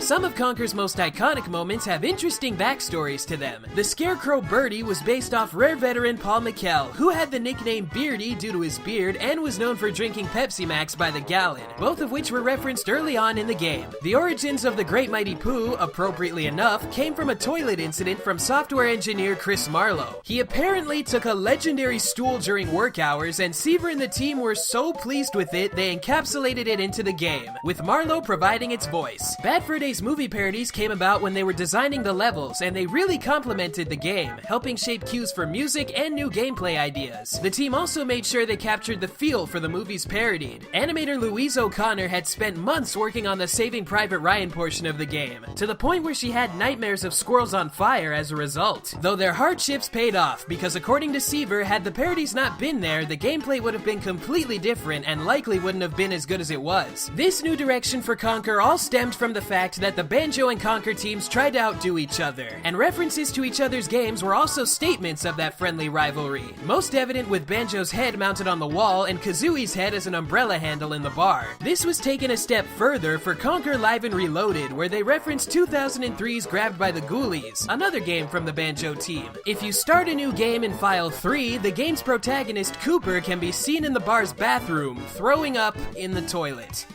We've said it once and we'll say it again. The Sony PlayStation represents a moment in gaming where it felt as though the future was within our grasp. While in retrospect the system had its limitations, bizarre 3D rendering, stunted video playback, a low resolution, and initially releasing with controllers that didn't work well with 3D environments, developers created many new experiences that pushed for greater immersion and storytelling. Interesting mechanics that weren't possible before, and environments that oozed atmosphere. And with it being the 90s, you could even play your music CDs to pump out Limp Bizkit at the highest quality. The console was home to titles like the tactical espionage-centric Metal Gear Solid, the moody and gothic tones of Castlevania Symphony of the Night, professional wheelman simulator Tony Hawk's Pro Skater, film tie-in 007 Tomorrow Never Dies, indie productions like Devil Dice, and the only slightly derivative action-adventure game, Alundra. But we'll start off today's episode with a classic that everyone knows, Crash Bandicoot. Back in the game's very earliest days as Project Willy the Wombat, Mark Cerny apparently was commissioning Hanna-Barbera Cartoon Studios to create and develop the character known only at that time as Willy. That was the name that Jason Rubin had chosen for his main character in his 6-page brief. Hanna-Barbera Studios were just around the corner from Universal Studios, making them an ideal partner. The artist who the studio assigned to the project was a young Butch Hartman, creator of The Fairly Odd Parents and Danny Phantom. But all Hartman knew about the character was that they span around and smashed into crates, and he'd read that wombats had beaver-like teeth, so his designs ended up being a hybrid between a beaver and Taz the Tasmanian Devil. If you've ever played or even just seen Crash Bandicoot, you'll know that this particular design was outright rejected. But now for a classic that few remember, probably the best Zelda clone ever made, Alundra. The studio that localized Alundra for the West, Working Designs, stated that during the localization process, they'd lowered the health of the game's enemies from the Japanese version, but increased their attack. This would ostensibly make things move along more quickly, and enemies would be more dangerous and exciting. However, this was a complete lie. Almost every single enemy in the game actually received an HP boost in the Western release, with nearly 30 enemies and bosses having an extra 50% or more health. Another interesting aspect of the game's localization appears with the character of Bonaire, who takes on a very typical surfer dude persona, though in the Japanese version of the game, this wasn't the case. The character's dialogue was altered and used as a representation of one of the game's main localizers, Zach Meston. One of the game's localization staff, Victor Ireland, stated on the Game FAQ's message board, "Bonaire just looked like a surfer dude to me, and his dialogue came out of conversations back and forth with Zach. He was basically a proxy for Zach, who wrote quite a bit in the game as well. As it went along, I encouraged him to turn up the volume on that character and make him a more exaggerated version of his secret self. The Japanese version of him was boring, and the name was different. This explains why the character may seem a bit odd compared to others, particularly the dialogue, 'Dude, it's okay if not everyone here believes in the gods. The faith of a few and a little weed is all we need, bro.' In all honesty though, if you are a fan of the Zelda franchise, you would be doing yourself a favor to check out Alundra if you haven't already done so. Alundra's translation was taken on by a fairly small team, but the team behind one other release has perhaps even more humble origins. Long before the PS1, home systems often had an emphasis on players being able to create their own games for the system. This tradition seemed to die off slowly over time, with most of the major contenders of the home console space being closed off. Sony wanted to change this approach with the PlayStation, and provided customers with the choice to purchase a homebrew development kit, which simply looked like a black PlayStation called the Net Yaroze. Most games created by Net Yaroze developers that saw any kind of release would see their way onto various PS1 demo discs, but one game managed to bag itself a full-blown commercial release.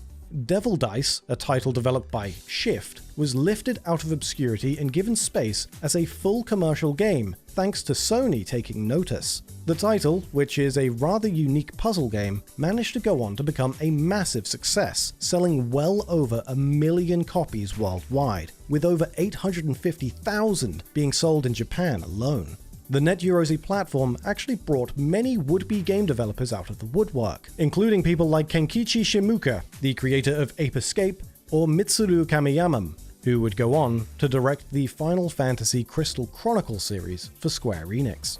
Another strong aspect of the PlayStation was its advanced audio capabilities, which worked well for the James Bond franchise, a franchise well known for its musical numbers, with each film featuring a major artist to sing its opening theme. While the games don't always follow this same pattern, 007 Tomorrow Never Dies had a curiosity with a track that appears within the game's data. While never heard in-game, the track is referenced in the game's opening music credit sequence as Tomorrow Never Dies 2, though the track has been officially titled Letter to Paris, as seen on the game's official soundtrack. Code for the track does exist in the game's data, but it seems it must have been cut from the title at some stage, only appearing on the OST as a bonus hidden track. The song, composed by Tommy Tallarico and performed by Elaine Piver, is likely one of the most obscure and rare official musical numbers within the James Bond franchise. And it's actually pretty jamming.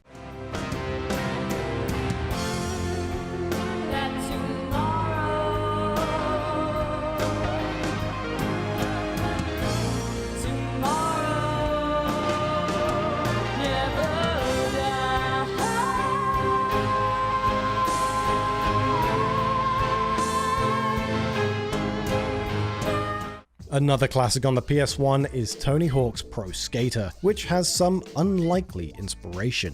The idea to have players collect videotapes was directly inspired by the collection of stars in Super Mario 64.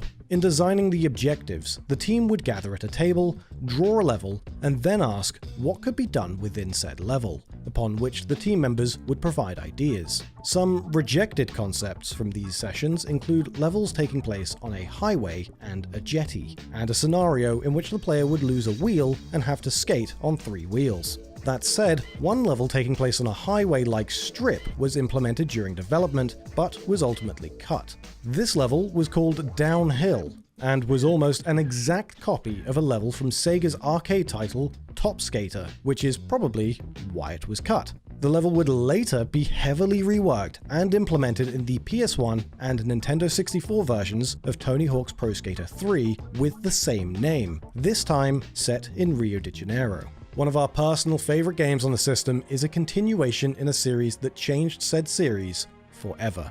Castlevania Symphony of the Night saw the return of Dracula's son, Alucard, and gave the player access to a more substantial set of abilities compared to earlier Castlevania releases.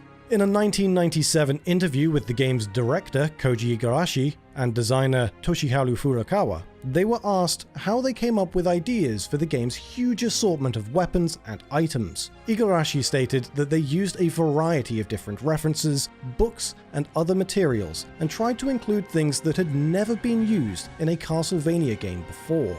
Furukawa added that each of the staff members had a special attachment to a different kind of blade, so they ended up using a good variety of blades in the final game. However, this bias did result in the developers' favorite weapons being overpowered, adding that not realizing that no one liked shields was a bit of a blind spot. During the planning stages of the game, they also came up with an alignment system. If the player used a lot of sub-weapons, they'd gain a holy alignment. If they used a lot of magic, they would gain a dark alignment. There would be different endings based on these alignments with various subtitles, with Igarashi citing one of them being named Shima no Toriru, something like the trill of light and darkness. A trill is a musical ornament where 2 adjacent notes, holy and evil, alternate rapidly. The reason for this feature's removal is unknown. Speaking of titles that changed a series, according to Final Fantasy VII's art director Yusuke Nayora, he liked how his design of the city of Midgar turned out and had envisioned the city in his head as a pizza while he was designing it. This inspiration was actually referenced within the game itself. After the first Avalanche mission at the start of the game, Barrett will talk to Cloud about the upper plate of Midgar, saying, "The upper world, a city on a plate." It's because of that fucking pizza that people underneath are suffering. Nayora's inspiration is also referenced in the name of the song Underneath the Rotting Pizza, which prominently plays in many of the slum areas in Midgar. There's other interesting references in the game as well.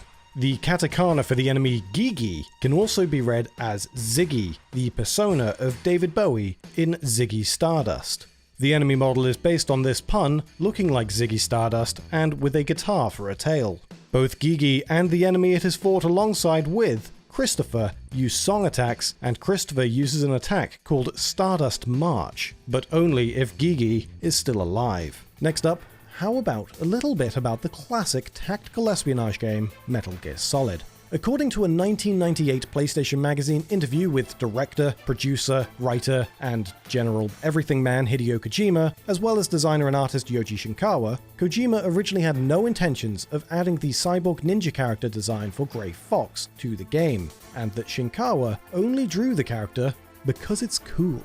At first, Shinkawa thought Gray Fox should have looked like a normal enemy soldier. He had several different ideas in mind and thought to try drawing a cyborg-ish and ninja-looking guy, of which the final design came out as a result. Despite Shinkawa wanting his design to become the main character in his own game, it didn't. Raiden, however, became a cyborg ninja in Metal Gear Solid 4 Guns of the Patriots, and later became the main character of his own game in Metal Gear Rising: Revengeance. So, in some small way, Shinkawa got to see his idea realized.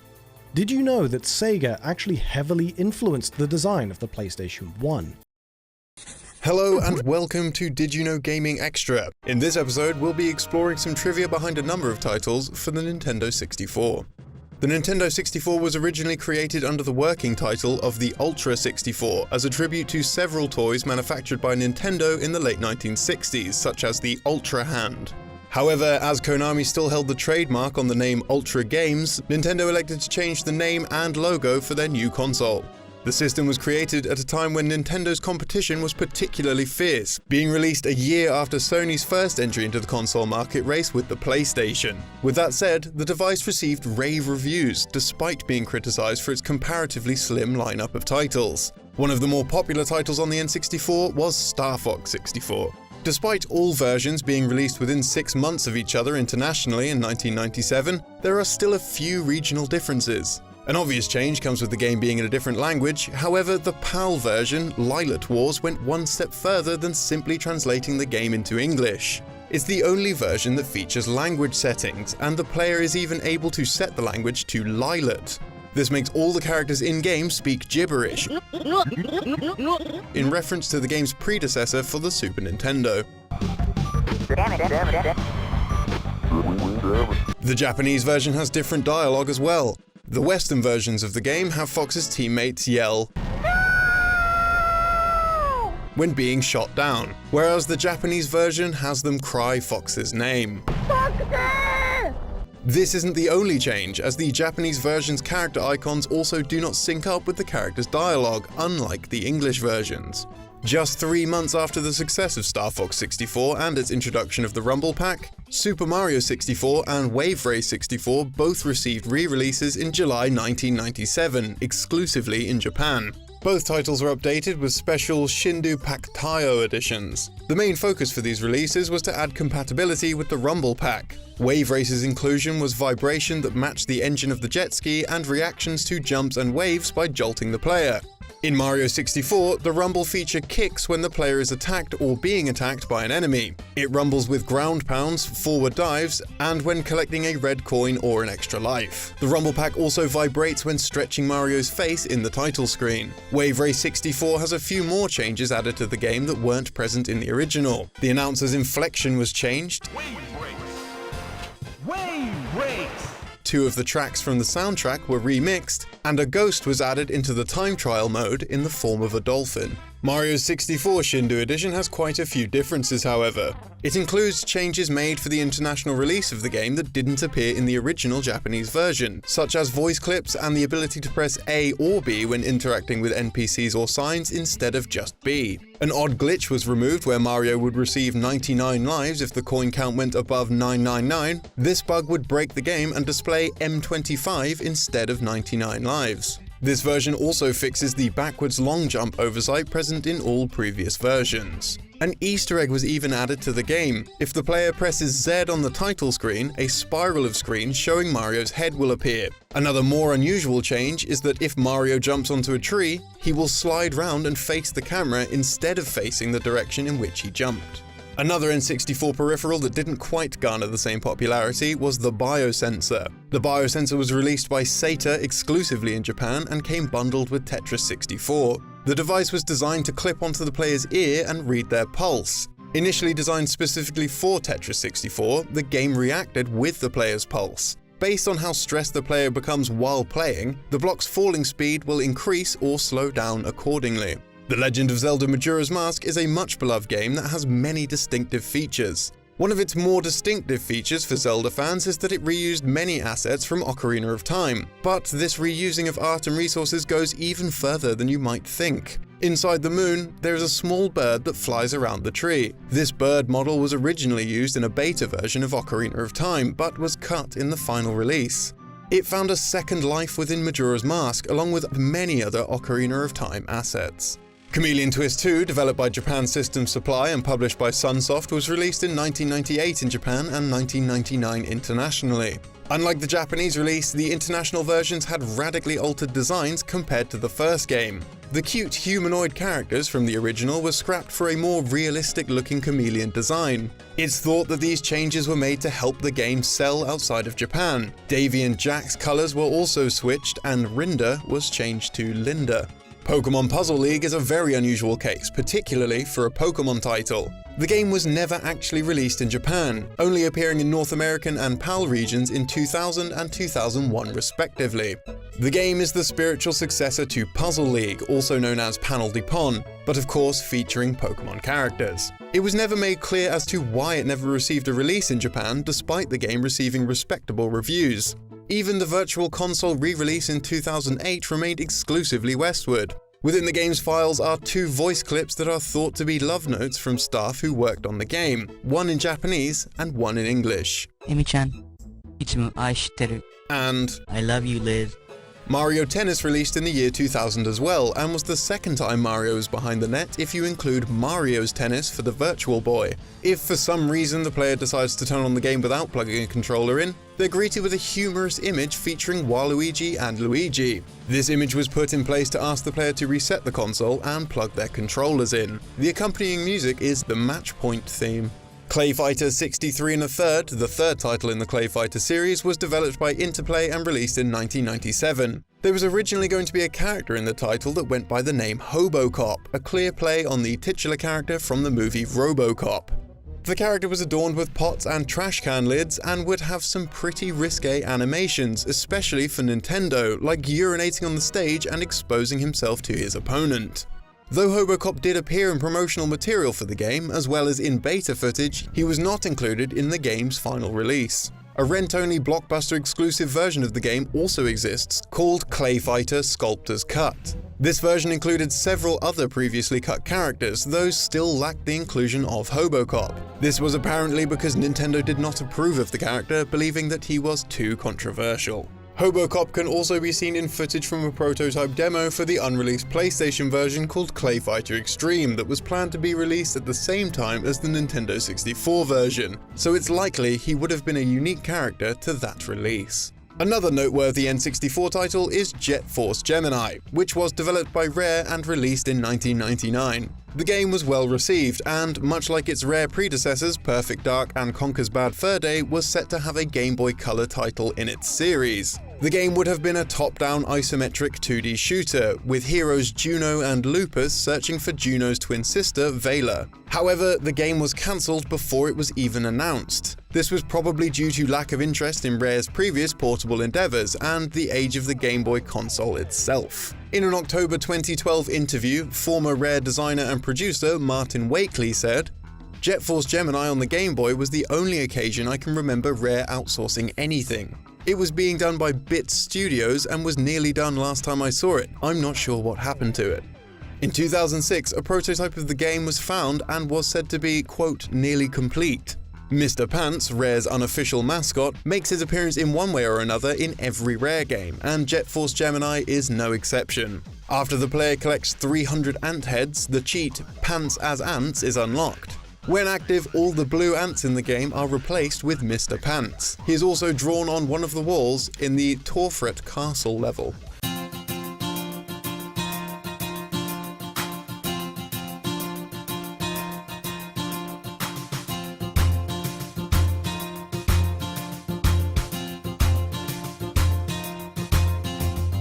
Did you know? The inspiration for Harvest Moon came from series creator Yasuhiro Wada moving to Tokyo from his home in the Japanese countryside.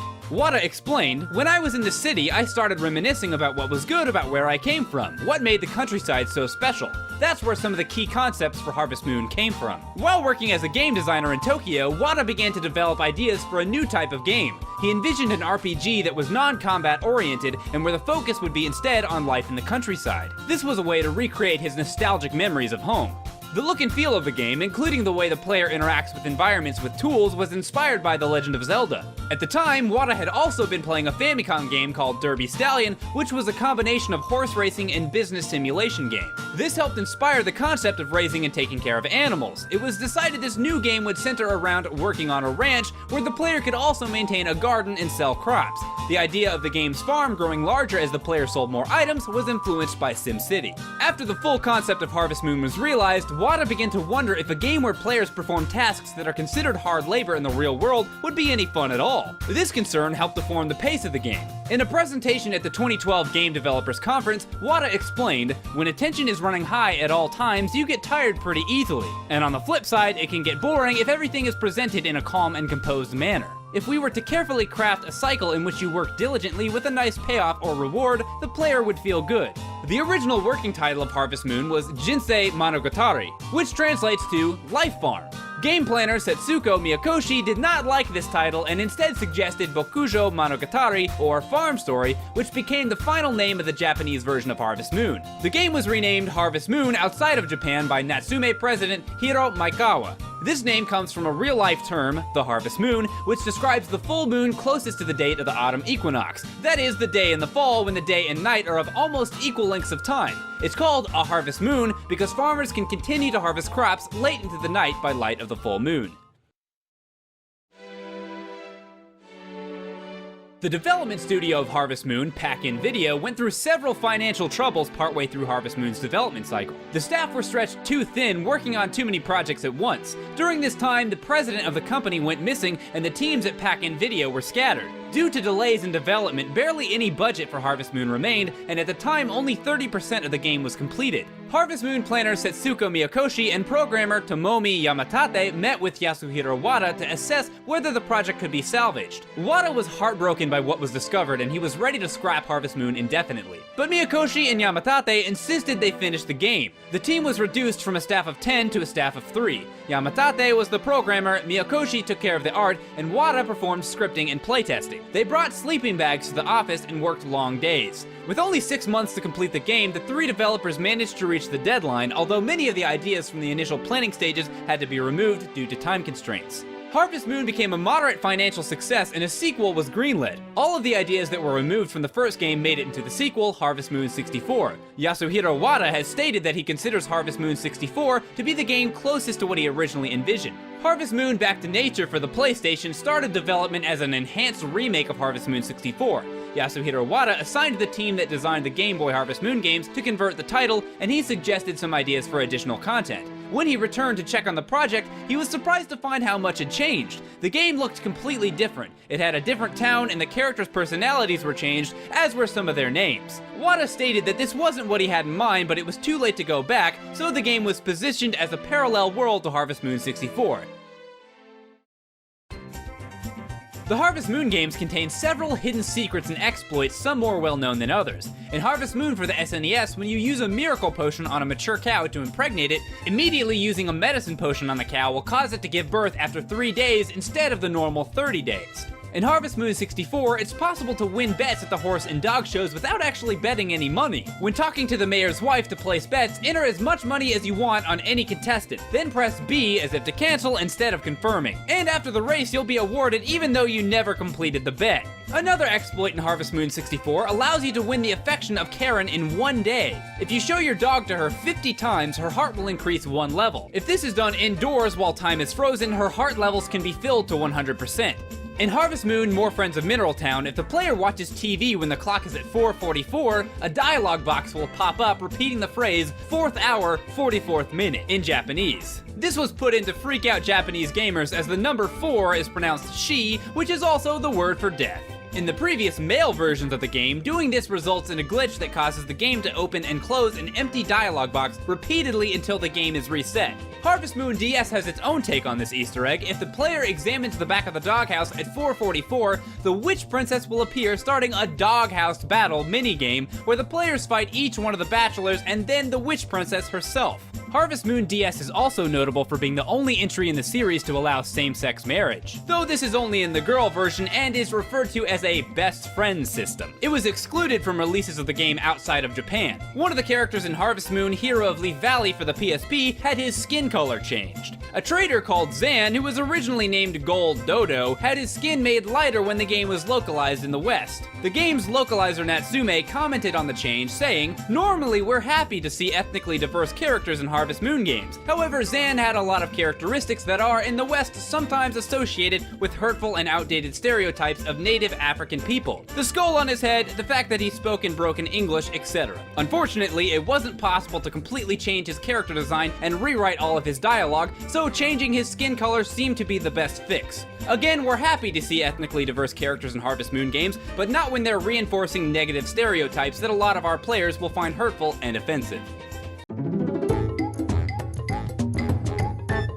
Did you know? The original Donkey Kong Country was planned to have an opening cutscene. Rare designer Greg Mayles shared some of the game's documents over Twitter, one of which would have told the events of the game's story. A storyboard showed Kremlings putting Diddy in a barrel and stealing the banana horde, with the hole leading to the horde made by a Krusha breaking in. This was explained in the final game through the instruction manual, and the cutscene later made its way into the remake on Game Boy Advance. A document dating back to August 1993 showed a wide range of concepts for the game's animal buddies. Ideas included a flying pig, a mole who'd dig underground, and an owl who'd give out information. A name sheet from March 94 shows the latter two were named Hooter and Miney. Neither made the final cut, though a similar pig design later appeared in Donkey Kong Land with the hogwash enemy. The sheet also shows Candy Kong had alternate names Blondie Kong and Honey Kong, and that prior to Country, the game was then known as Donkey Kong's Monkey Mayhem. Other design docs showed keys playing a role in unlocking extras. Animal buddies would be locked in cages and could only be freed with a key that resembled the animal, and the same applied for extra lives. They thought about doing this for Diddy Kong, then known as Junior, but decided it was better if he was readily available. Barrels were used in Country, being a carryover from the arcade series that felt appropriate in the new universe. Donkey Kong's tie also came from the suggestion of Nintendo veteran Shigeru Miyamoto and debuted in Donkey Kong on Game Boy, released several months before Country. Mayles also expanded on how a typical level was made. The team would think of ideas for enemies and features and draw them out on post-it notes before putting it all together with items and bonuses. Level concepts shared included Country's first level, Jungle Hijinks, as well as Toxic Tower and Animal Antics from Country 2. The game's music also had a similar process starting off. When composer David Wise was brought on for the soundtrack, he believed it was just a temporary job and someone at Nintendo would eventually do the score. For his demo, he made 3 pieces of music to present to Rare co-founder Tim Stamper. Liking all 3, Tim asked Wise to combine the samples into one track, with that theme becoming DK Island Swing, used in the jungle levels. Contrary to popular belief, Wise wasn't the sole composer for the project. Evelyn Novakovic also helped with the score, and one track was adapted from Robin Beanland, a track originally for Killer Instinct that became the theme for Funky Kong. According to Rare, DKC had the most man-hours put into a single video game at the time, spanning 22 years across the development team. It was also the first Nintendo product launched in the UK before all other regions, released on November 18th, and by 4 PM the following day it already raked in £1 million. To this day, it stands as Rare's best-selling game and the 3rd bestseller for the Super Nintendo, second only to Super Mario All-Stars and Mario World. The game had a marketing budget of $3.76 million, and one product to come from it was a VHS called DKC Exposed, sent to subscribers of Nintendo Power. Featured in the video for a few seconds is Michael Kelbaugh, then product tester for Nintendo, who would later go on to become the current president of Retro Studios, an eventual developer for the Donkey Kong series.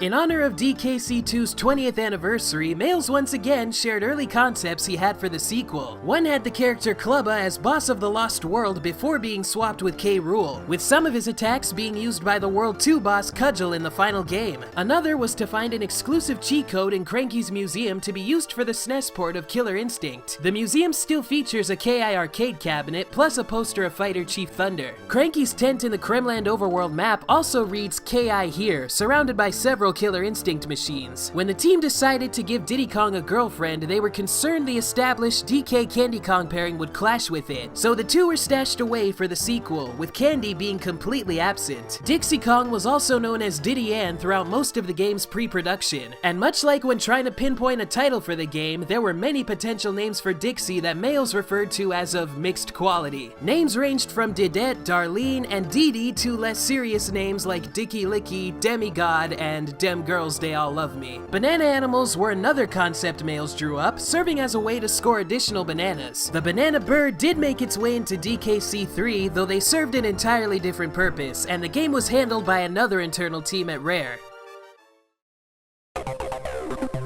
Though sold to Microsoft come 2002, Rare was still permitted to make games for Nintendo's handhelds as Microsoft had no stake in that market. As such, they were allowed to remake the Country trilogy on Game Boy Advance starting in 2003. In 2011, an ex-Rare employee under the pseudonym Stampers got in touch with fansite DKVine and talked about the trilogy's development. All 3 games were completely coded from scratch. The original game assets were on floppy disks, though Rare could barely make out the file formats of what they still had. To To get the look of the originals on the Advance, the artists used SNES emulators and went through each game frame by frame, taking snapshots along the way. They added extra frames not present in the originals to smooth out certain animations and had redone all backgrounds from the ground up. Another issue was getting the physics to match the SNES counterparts 1-to-1. Stampers expanded on this, saying, "There'd be times where QA reports would come back saying something like, in the original you could do a rolling jump off the edge of this ledge and reach that ledge, but you can't on the GBA one. So we'd adjust it until it worked, then get a bunch of reports saying, you can reach this area by rolling and jumping, and you're not supposed to." They also addressed problems of the original controls, notably with Ellie the Elephant and the toboggan from Country 3, as well as the overall flow of the level design. The handheld team felt like they truly got the hang of it by the release of the third game, and thought about following up with a 2.5D sequel on the Nintendo DS, tentatively titled Donkey Kong Country 4, though Stampers had said it was nothing more than just an idea they threw out there, opting to do a remake of Diddy Kong Racing instead. For Country 3's remake, an entirely new soundtrack was done by David Wise, with the originals done primarily by Novakovic. The team were hoping to have both soundtracks available in the game, but it proved to be too much work and little cartridge space by the end of the project. Amidst the new content, it also features several boat mini-games at Funky's Rentals, all of which are based on levels of Rare's NES game Cobra Triangle. The games Destroy, Disarm, Protect, and Race are closely structured to their inspirations, and debug text even refers to the music track for the games as Cobra Track.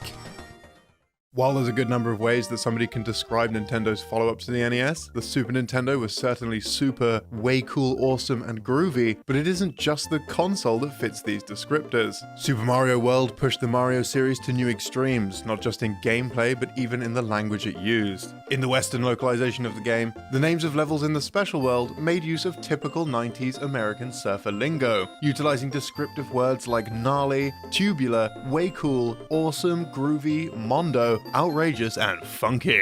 It's moments when you acknowledge inherently localized language like this that begs the question, what were the names of these levels in the original Japanese version? Well, bizarrely, a bunch of these levels actually all share the same name. The first two are both called Fun Course, while the third and fourth are called Even the Mario Staff is Shocked Course, Fourth Wall Be Damned. Levels 5 and 6 are both Specialists Course, while the 7th and 8th courses are both called Championship Course. None of the shared names are even differentiated through numbers like Fun Course 1 or Fun Course 2. Every now and then, Nintendo will grant interviews to a lucky few journalists. And every now and then, these interviews won't just be fluff to promote a new game. In 2020, journalist Stephen Totillo got to interview some key developers of Luigi's Mansion 3, but also ended up getting some insight into A Link to the Past's production as well. At E3 2019, it was implied that Luigi's Mansion 3's hotel setting would allow for multiple floor puzzles, since the layout of the hotel would be easy to visualize. However, this idea was scaled down to multi-room puzzles due to the difficulty of designing challenges across several floors. One developer who was a part of the Totillo interview was Luigi's Mansion 3 producer Kensuke Tanabe,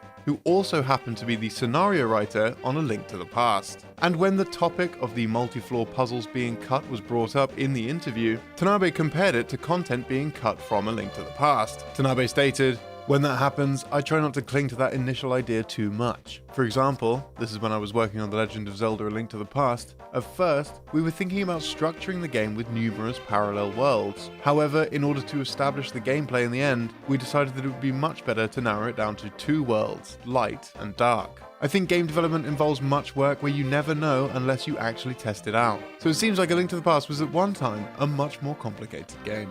These early stages of a game's development are definitely one of the more interesting things to reflect on after a game's release, especially when the final product ends up being very different. Donkey Kong Country has an interesting history in this regard, with its origins leading back to a pitch made by Rare to Nintendo during the mid-90s titled Donkey Kong vs. Super Wario. The game's original premise was that Mario had invented a time machine, but Wario managed to sneak into his laboratory and used it to acquire a futuristic beam gun that he then used to turn Mario into stone. Wario then proclaims that he'll use his new weapon to rule all of, quote, Nintendo Land, but, unbeknownst to him, a parrot in the corner of the room witnessed everything that took place. The parrot goes off to warn Donkey Kong, who immediately decides to stop Wario then and there. In the end, Nintendo rejected this pitch, but they did ask Rare to create an entirely new collection of enemies for the game rather than falling back onto Wario, the result of which was the creation of the Kremlings, and the development of a new pitch title, Donkey Kong and the Golden Bananas. This second pitch had a different plot, this time revolving around a golden banana stolen whilst under Donkey Kong's protection, after he fell asleep during guard duty. The golden banana was a relic sacred to his homeland, now stolen by Corporal Crizzle, an early prototype Kremling prior to the creation of King K. Rool. Grandpa Kong, an early prototype version of Cranky Kong, wakes Donkey Kong from his sleep and tells him to rescue the golden banana, as now the entire island was at stake. But before setting off on his adventure, Donkey Kong enlists the help of Junior to retrieve it, an early prototype version of Diddy Kong. This idea would ultimately evolve into Donkey Kong Country.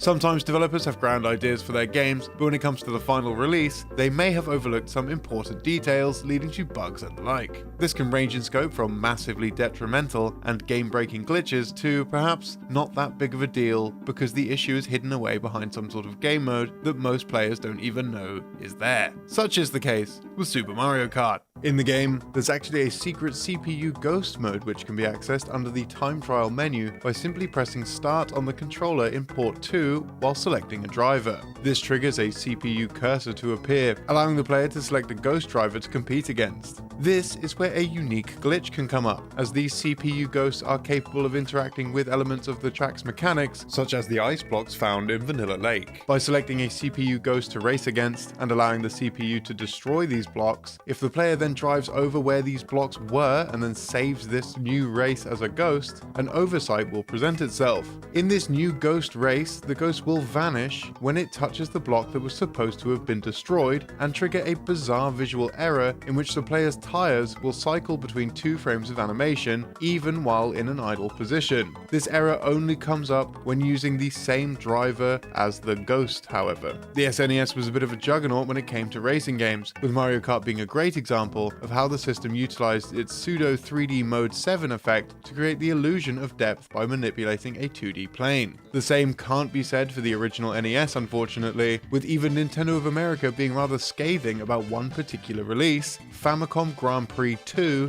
3D Hot Rally. Kazunoubu Shimizu had worked on the game as a designer and revealed that Famicom Grand Prix 2 was the game that inspired him to create what many consider one of the best racing games on the Super Nintendo, as well as one of the best uses of Mode 7, F-Zero. During an interview, Shimizu revealed that he and his team showed Grand Prix 2 to Nintendo of America and they, quote, totally bashed it, and that they told him, this isn't a racing game, racing cars should be cooler, and that it would fail to sell. This awakened a fighting spirit in the would-be director of F-Zero, who thought, well, if that's what you say, then I'll make something really cool. We can all get stuck in a game from time to time, and Super Metroid is one of those titles that can be a nightmare to navigate. Trying to find where you need to go is tricky when you don't have any sort of map to guide you, but there was a map created by one of the game's Japanese developers for their own reference. In 2018, this developer map was scanned by TJ Rappel and uploaded to Metroid database. Some of the details on this map demonstrate changes made to the game during its creation, such as Crocomire being listed as Tokera, derived from the word for melt, Tokeru,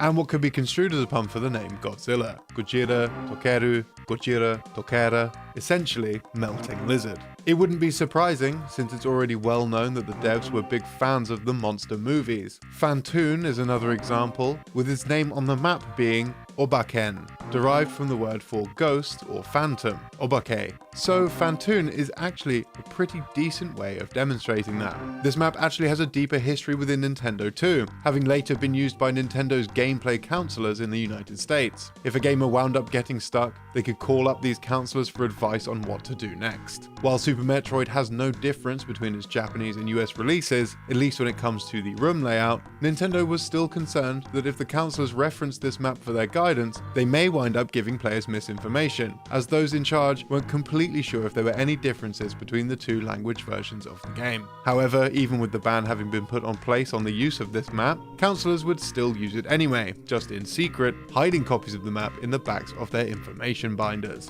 One game actually did receive a substantial change between regions, and arguably one that ruined the entire experience in the English release, The Legend of the Mystical Ninja featuring Goemon. When porting the game overseas, the team decided to make a cut in Warlock Zone 3. In the original Japanese version of the game, a show would play out on screen performed by Ebisumaru, known as Dr. Yang in the English version, who would dance around for a little while before dropping trowel and letting out a little fart.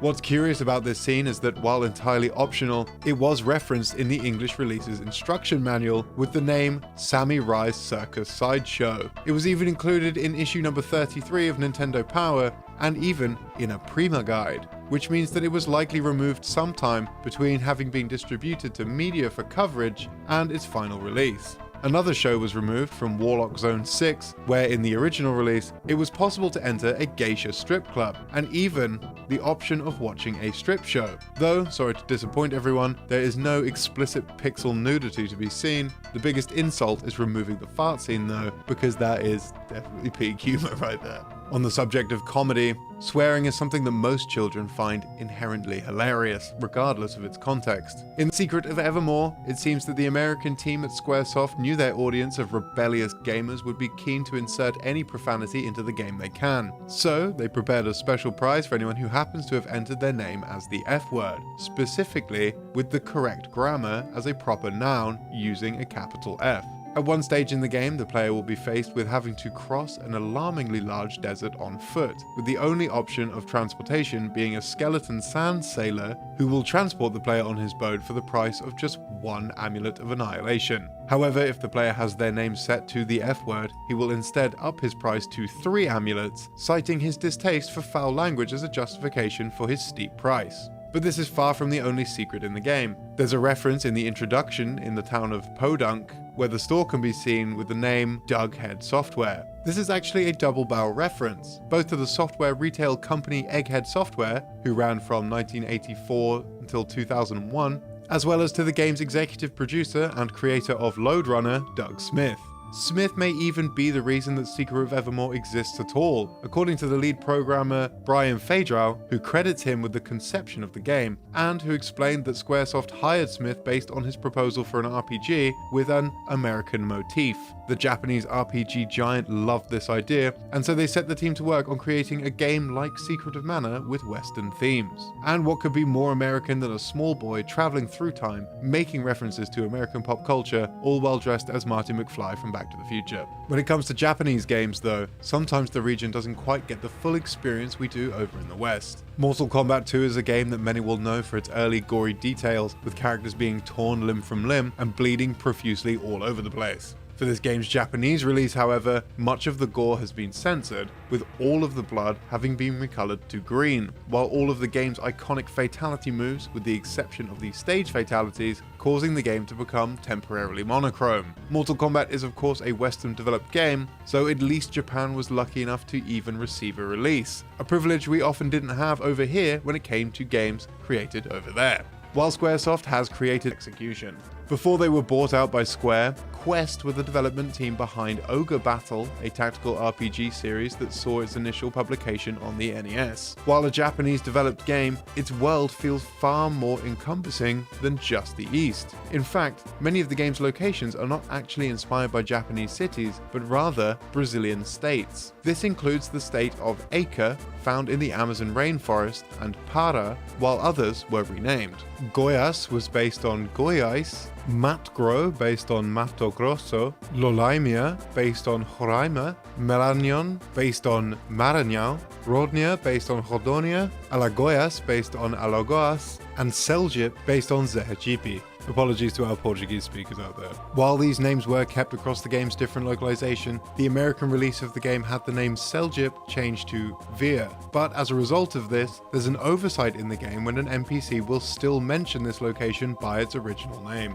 Changing gears a bit, the horror genre didn't really kick off until the next generation of games, with the more realistic graphics of the PlayStation being able to truly make players feel a deeper sense of dread. But the Super Nintendo was a bit of an early adopter of the genre, touting titles like La Place Noire and of course Clock Tower. Clock Tower's most recognized fright is the game's murdering psychopath, Scissorman. But according to Hifumi Kuno, the game's director, Scissorman may not have been as unique to the franchise as some people might think. His appearance and signature blades were hugely inspired by another horrifying figure found in the film The Burning. Kuno stated, "The idea of Scissorman's blades comes from watching the movie The Burning when I was a child. A scary backlit silhouette of a murderous demon with his garden shears sent shivers down my spine. At least he wasn't inspired by Edward Scissorhands." There's no faulting someone for taking inspiration from something striking, but sometimes inspiration might just be straight up taking. In the case of Demon's Crest, the game's official soundtrack was included as part of a collection containing the music for the various games in the Ghosts and Goblins franchise, with it having been a spin-off.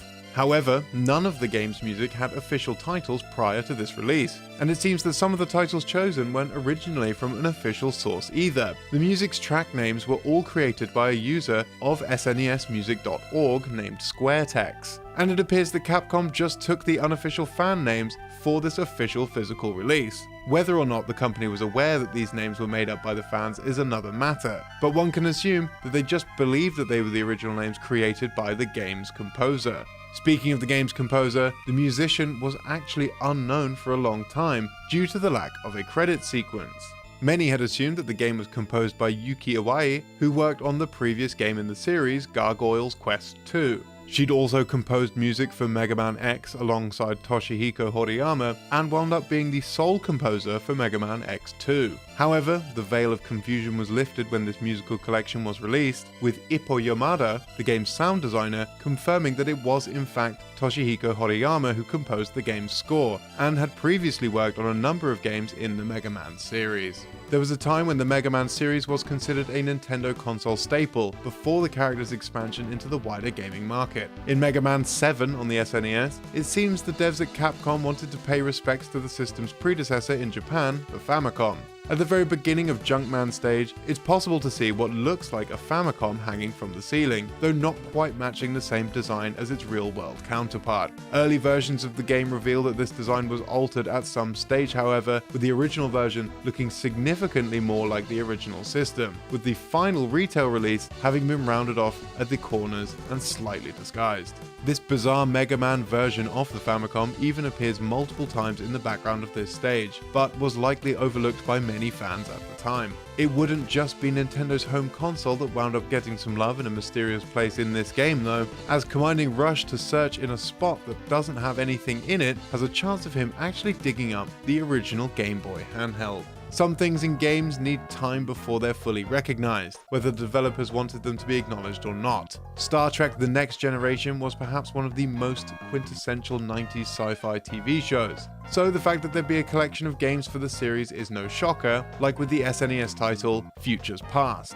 Over the years, it became much easier to acknowledge the fact that lots of the still images from the game are actually digitized screens taken from a wide array of episodes from the TV series. This includes scenes like the still frame of Captain Picard in his ready room, which appears in the episode Lonely Among Us, while an image of Dr. Crusher providing aid to an injured crew member is from The Battle. Sometimes the show might just have a shot worth using for the game, but with the cast's appearance changing over the show's story, some alterations had to be made for certain scenes, like this still frame of the crew hanging out in the observation lounge, which comes from a scene in Season 1, episode The Neutral Zone, requiring the artist to make changes to both Troy and Worf's uniforms, as well as painting the iconic gruff beard on Riker's face. While these shots all show crew members iconic to the next generation, the game also features a number of crewmates who were original characters just for this title. These characters were all named and modelled around the likeness of the team behind the game's creation. There was even a character based on the editor of the electronic gaming monthly magazine, Ed Shemrad, either as a form of appreciation for his work, or perhaps as a way of trying to convince him to give the game a solid presence in the magazine. Who knows? Checking back to the EGM issue of the game's release reveals that there is an extensive article covering the game, but without any mention of Ed Shemrad's appearance in the game at all. Curious. It's possible, of course, that the team at EGM wanted to keep this cameo a secret,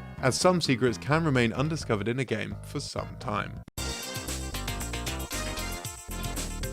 Did you know? Many classic Nintendo 64 titles were originally very different to what gamers ultimately got their hands on. Though some N64 games only had minor alterations in gameplay and visuals, as is the case with titles like Super Mario 64 and Ocarina of Time, some other games on the system would completely switch genre, or even end up with an entirely different cast of characters. In this video, we're showcasing some of the most interesting and drastic examples of Nintendo 64 games that completely changed from concept to final product. So let's kick things off with a title from one of the most important developers on the platform. British developer Rare is behind some of the most iconic and well-regarded games on the N64, including the third best-selling title on the system, GoldenEye 007. Interestingly enough, GoldenEye didn't start as an N64 game at all. In early 1994, Rare co-founder Tim Stamper and designer Greg Mayles arrived at a GoldenEye press conference at Leavesden Studio in London. The two came to the set to meet with the film's art director,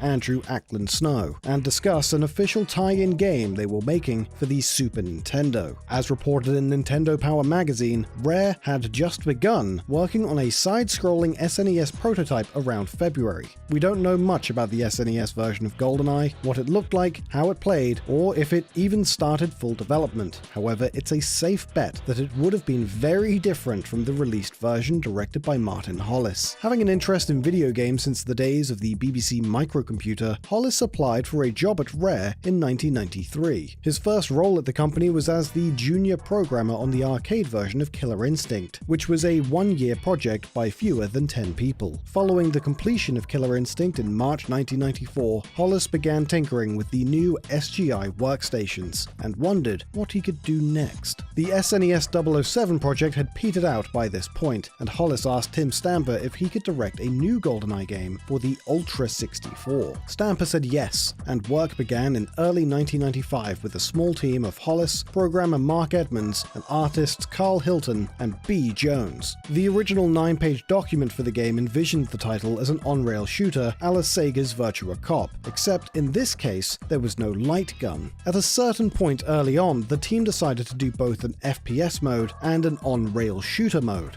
In addition to Virtua Cop, the team took heavy influence from Doom, plus John Woo action flicks like Hard Boiled. According to Martin Hollis in a 2007 interview with Gamasutra, GoldenEye was intended as a launch title for the N64 in conjunction with the film's November 1995 release. But this did not go as planned. The N64 got delayed in North America until April 1996, due to the chipsets still being finalized and major concerns about software quality. Making matters worse, the small team working on GoldenEye repeatedly missed their deadlines. The first year was spent creating an engine and designing art assets, with more staff being added later to help move development along. David Doak, who assisted with AI scripting and the overall design, was the first new hire. Junior members such as Doak helped give the game a slightly new vision, adding more of a Mario 64 influence rather than Virtual Cop. Elements such as the multiplayer mode, added 6 months before release, were being done as development sped up. GoldenEye's multiplayer mode originally had ex-Bond actors like Sean Connery and Roger Moore, a choice Nintendo's legal team was not a fan of. Much to the team's dismay, it had to be removed. The legal team did not appreciate the use of real-world gun names, insisting that every gun be renamed by Rare. The Klob, perhaps the most infamous gun in the game, was named in honor of Nintendo producer Ken Lobb, who worked with Martin Hollis years back on Killer Instinct. GoldenEye 007 would release in August 1997, roughly 22 months after the film it was based on, transitioning from an SNES game to an on-rail shooter and eventually taking the form we know today. Released in North America in early 2001, the original Paper Mario is widely considered one of the greatest RPGs, if not the greatest, on the N64. Part of the game's appeal had to do with its unique and timeless storybook art style, which combined 3D and 2D elements onto a single screen. But believe it or not, the game wasn't always going to look this way. According to a year 2000 interview with Nintendo technical support Hiroyasu Sasano, developers Intelligent Systems spent close to a year and a half trying out different characters and aesthetics. At one point, the team tried using polygons via silicon graphics technology, but scrapped it as they worried the style would overlap the Zelda N64 games. They also tested pre-rendered graphics in the style of the original Super Mario RPG, but this quickly got scrapped as well. On March 5th, 1997, artist Naohiko Ayama proposed a new art direction utilizing a single rough piece of concept art he had created, a simplistic 3D world with paper-thin 2D sprites. The team approved the idea and it stuck for the rest of the development. It was decided early on that the game should be less of a sequel to Super Mario RPG Legend of the Seven Stars and more of its own thing. Despite this, the game was previewed as Super Mario RPG 2 as late as the Nintendo Space World presentation in August 1999. The name Super Mario Adventure was also used for a moment, according to a report by a Nintendo Power source. As for the game's badge mechanic, the team did not want the plumber to use actual weapons, so they opted to use an analogous customization system instead. A few badges got scrapped during development. One example was the Power of Rage badge, which put Mario into a berserk state with an extremely high power level. In that same 2000 interview, Intelligent Systems director Ryoto Kawade remarked, "For some reason, Power of Rage made him turn green when he was berserk. The programmer who created it was a Luigi fan, and I guess the idea was that if Mario became Luigi, it could be very dangerous." But the N64 was popular for more than just its first and second party titles. Not much is known about the first version of Bomberman Hero, the oft-forgotten entry in Hudson Soft's strategic and literally explosive series of titles. Surprisingly, the first version of the game did not feature Bomberman at all, instead starring Bonk, or Genjin, the caveman kid from Hudson's 16-bit side-scrollers. IA Studio, a Machida-based studio founded in July 1990, was contacted to help develop this Ultra Genjin game. IA had previously worked on the Bonk games for the TurboGrafx 16, SNES, and NES, so the decision to bring them on board made perfect sense. Production began in June 1995 and ended after just 6 months. According to IA Studio planner Shoichi Yoshikawa,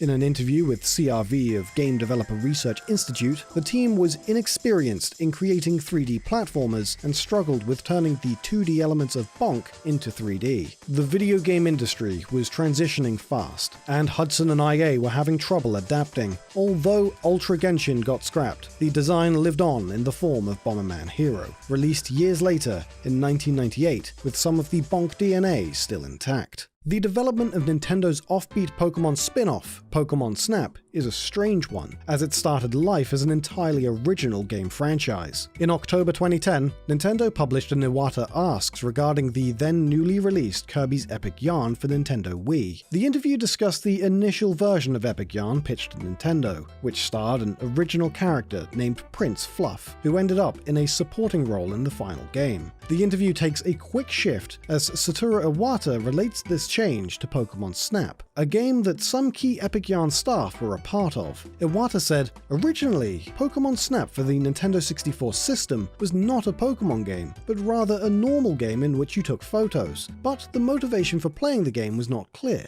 It took 3.5 years until the completion and release of Pokémon Snap." In early 1995, Iwata, Shigeru Miyamoto, and Shigesato Itoi began assembling the Jack and the Beanstalk team, a group of Japanese developers outside of Nintendo who could make Ultra 64 games with new and unique approaches. The trio realized that some Japanese development houses provided miserable conditions and poor outlooks, leaving many talented designers and programmers stuck in a rut. But Jack and Beans could get these struggling developers out of their current positions and into a better job. The first day of Jack and Beans was on August 20th, 1995, on the second floor of Nintendo's Tokyo office, dubbed the Table Tennis Room. Yoichi Yamamoto would serve as director, and the group began working on a photography game starring original characters designed by team member Shizu Higashiyama. It's unknown what these characters looked like, as they didn't stay in the game for very long. According to Iwata, Jack and Beans had trouble figuring out what players would enjoy taking pictures of, so they made a somewhat forced switch around 1996, replacing the original characters with ones from Nintendo's Nintendo's new sleeper hit, Pokémon. Snap was first developed for the Nintendo 64 disk drive, the Japanese-only add-on for the N64. However, due to long delays caused by poor N64 sales, Jack and Beans jumped ship and moved over to the regular N64. In addition, at least 2 stages would not make it into the final cut of the game: a safari level featuring the unused 64th Pokémon Ekans, and a haunted stage presumably featuring ghost Pokémon such as Ghastly, Haunter, and Gengar. The German edition of Pokémon Snap Official Strategy Guide gives us a small glimpse of what could have been, revealing concept art for both levels not seen in other guides. In 1999, Jack and Beans composer Ikuko Mimori released 2 unused tracks from the haunted stage, proving that the level got far enough to have music composed for it. The music you are hearing right now is one of those tracks, which Mimori curiously lists on her website as a tune for the boss of a stage that was cut for various reasons. Keep in mind that in the final release of Pokémon Snap, there are no proper bosses. As of the writing of this video, this is the only evidence we have that they were ever planned for Pokémon Snap. Shortly after finishing Donkey Kong Country 2 circa October 1995, the game's team at Rare split off into 2. Half started on the 3rd entry in the franchise starring Dixie and Kiddy Kong. The other began on a top-secret action RPG game planned as Rare's greatest SNES game, known as Project Dream, or Dream Land of Giants. The title was made by a 10-man group led by co-founder Tim Stamper. The game was kept secret during its early stages, but the known staff includes designer Greg Mayles, programmers Will Bryan, Paul Makachek, Chris Sutherland, artists Ed Bryan and Steve Mayles, writer Lee Loveday, and composers David Wise and Grant Kirkhope. Project Dream starred Edson, a misfit child in a fairy tale world entangled in a web of pirates in search of building a flying pirate ship. On his journey, Edson discovers Dinger, a snarky dog sidekick that helps the player dig out hidden items. The SNES version of Project Dream was a side-scrolling game that took influence from Japanese RPGs and LucasArts point-and-click adventure titles such as Monkey Island. However, realizing that the project was too ambitious, Rare decided to move Dream to the N64 after just a few months of work. In a June 2016 interview with official Xbox Magazine, Chris Sutherland recalls the conversion process, saying, "Rare's first approach was to create flat sprites which were pre-rendered, which looked fine as long as you were going in a straight line. But as soon as you went in 3D, it didn't work. Project Dream was more limited 3D, so it would tend to be viewed from above for, say, a troll race that you're running around in, or maybe you're falling down a cavern. But there were certain sections where you're moving sideways that were tricky because as soon as you started to tilt the camera around, the sprites started to all interweave with each other and didn't quite work. We realized that the right thing to do was to move to 3D. Although we had a lot fewer polygons, we could still imbue some character into the characters and the world, even though that left us with a much smaller polygon count. It was still a lot of learning because we didn't know how to do cameras. It's fine when you've got a 2D camera, we knew what we were doing there, as we'd just done a whole series of games with it, but 3D was a whole new world for us. Project Dream was now on the N64. The game took a top-down route rather than isometric, and the fairy tale setting was replaced with more pirates. According to Greg Mayles, this was done to make it less childish, and give the game a broader appeal. Sadly, the ambitiousness of the title came with some problems. Project Dream used an elaborate floor system that stretched the polygons into previously impossible landscapes. However, due to the N64's hardware limitations, the system struggled to run at an acceptable frame rate. In addition, work on the recently started Conker's Bad Fur Day, then known as 12 Tales Conker 64, made Rare realize that the tried and true Mario 64 route was the way to go. RPGs were not the answer. Despite multiple playable prototypes getting made with over 100 tracks composed for them, Project Dream was being redone from the ground up. The first step was to remove the character of Edson, as Tim Stamper believed he was just too generic.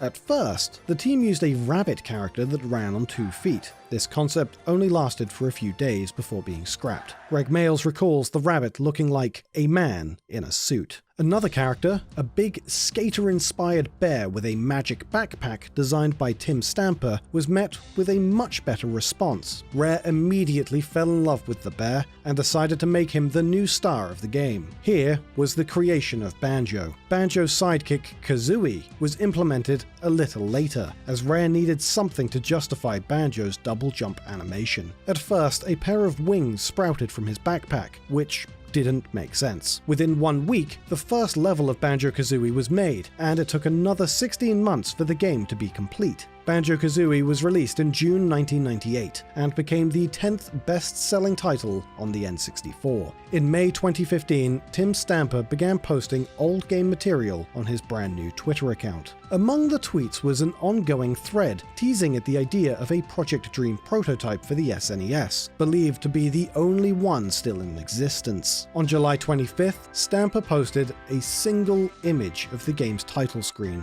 proof that his prototype still worked. It was soon donated to Microsoft, where footage of the game was shown on Rare's YouTube channel. The current whereabouts of the prototype are unknown. Another Rare title that was significantly changed was Diddy Kong Racing. At least 4 other versions of the game existed before Diddy was even attached. After Killer Instinct 2 got released in the arcade in February 1996, the development team split off to work on 2 N64 games simultaneously. Half started on the upgraded console port Killer Instinct Gold. The other began on a real-time strategy game similar to the Command & Conquer series. The game, starring a caveman traveling through time, was conceived by a group of 4, Rob Harrison and co-founder Cris Stamper on programming, Lee Musgrave on art, Lee Schuneman on design. This idea did not last long. The RTS concept got scrapped after a month, and only a few 3D renders done by Musgrave, such as a few catapults and a woolly mammoth, were done. Shortly after, the team experimented on a fun racer a la Super Mario Kart, inspired by the adventure elements of Walt Disney World. Going under the name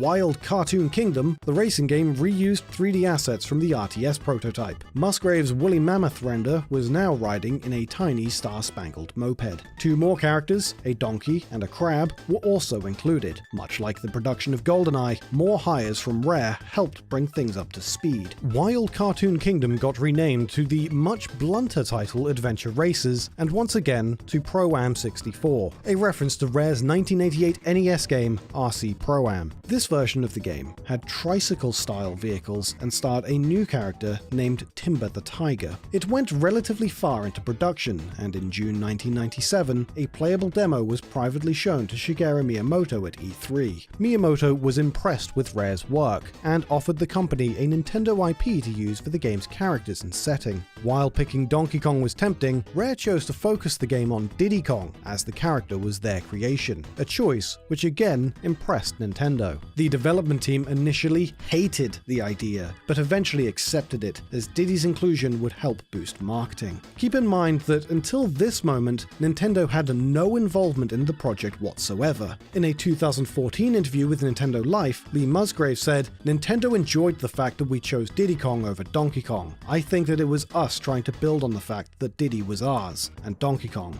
was theirs." Diddy Kong Racing would release in November 1997 worldwide. In addition to Diddy Kong, several familiar faces would make an appearance. Banjo from Banjo-Kazooie and Conker from Conker's Bad Fur Day made their respective cameos. Timber the Tiger, the scrapped star of Pro-Am 64, remained playable but got pushed off as a side character, and the nameless woolly mammoth created by Musgrave back during the RTS prototype became Taj the Genie, and their patriotic moped became Taj's magic carpet.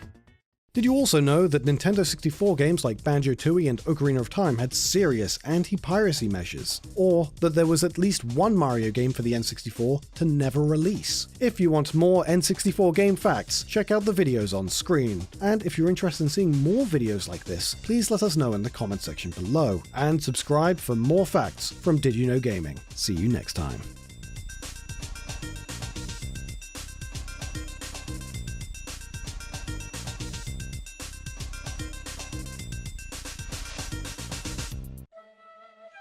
This is Japanese scriptwriter and novelist Takeshi Shudo. Shudo was the head writer for the first 5 years of the Pokémon anime, as well as the first 3 Pokémon movies. His creative process was fueled by alcohol and tranquilizers, and in the last 2 years before his death, he became obsessed with the only Pokémon he ever created, Lugia. The full story behind the diving Pokémon's creation is a long and complicated story involving substance abuse, seizures, and contributions contributions from just about every corner of Pokemon bureaucracy. To get the full picture, Did You Know Gaming searched through hundreds of Shudo's Japanese blog posts and translated everything he ever wrote about Lugia, along with some leaks and several other key documents. But before we dive into Lugia's bizarre origin story, let's talk about where Lugia wasn't created, at Game Freak headquarters. In retrospect, it almost seems inevitable that Lugia would appear in Pokemon's second generation, especially since Lugia's place as Silver's box legendary is nothing short of iconic.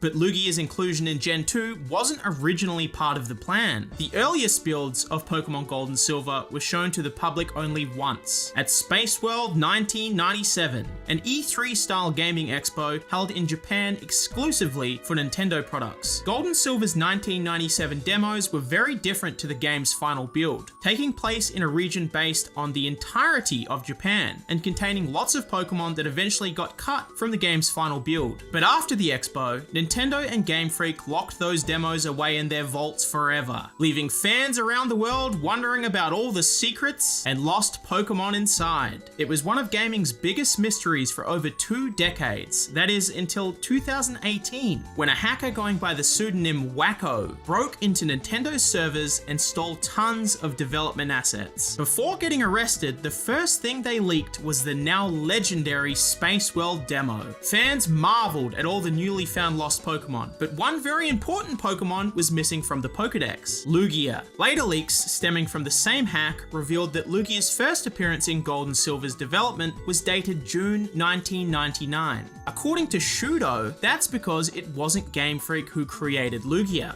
It was him. He came up with Lugia specifically for the second Pokemon movie, which released 1 month later in July 1999. When he created Lugia, Shudo originally thought it'd remain exclusive to the film. In fact, he was actually surprised when it appeared in the games at all. Toward the end of his life, Shudo wrote on his blog, "Since Lugia was a Pokemon I designed myself solely for the new movie, I was surprised it ended up getting used later in the games and TV show. Actually, I thought of Lugia as a Pokemon exclusive to the movies." By modern standards, Shudo's expectation that Lugia would be a theater-exclusive Pokemon seems absurd. Of course it found its way into the games, but this was still early days for the franchise, and series standards were still being formed. And even knowing what we know today, it's worth pointing out that there are still Pokemon forms that appear in official media but never made their way into the mainline series, like Mecha Mewtwo from Pokemon Live, Primal Dialga from Pokemon Mystery Dungeon, and of course Shadow Lugia from Pokemon XD Gale of Darkness. Gold and Silver's development began as soon as Red and Green were finished, with Game Freak originally saying Gen 2 would release in 1997, but their release date ended up getting delayed by a full 2 years, and according to Shudo, if it wasn't for that massive delay, Lugia's inclusion in Gold and Silver would have been impossible, which raises an interesting question. If that 2-year delay never happened, which Pokemon was originally planned as Silver's mascot? More leaks from the Wacko hack have since revealed an even earlier proto-Pokedex, in which Ho-Oh, Unknown, and a third Pokemon were all grouped together. This lost Pokemon ultimately got scrapped, but it appears to have been based on Shushu from Chinese mythology, also known as lion dogs. In China, they're considered guardians, and Shushu statues are often placed at the entrances of imperial palaces, temples, government offices, and the homes of the wealthy.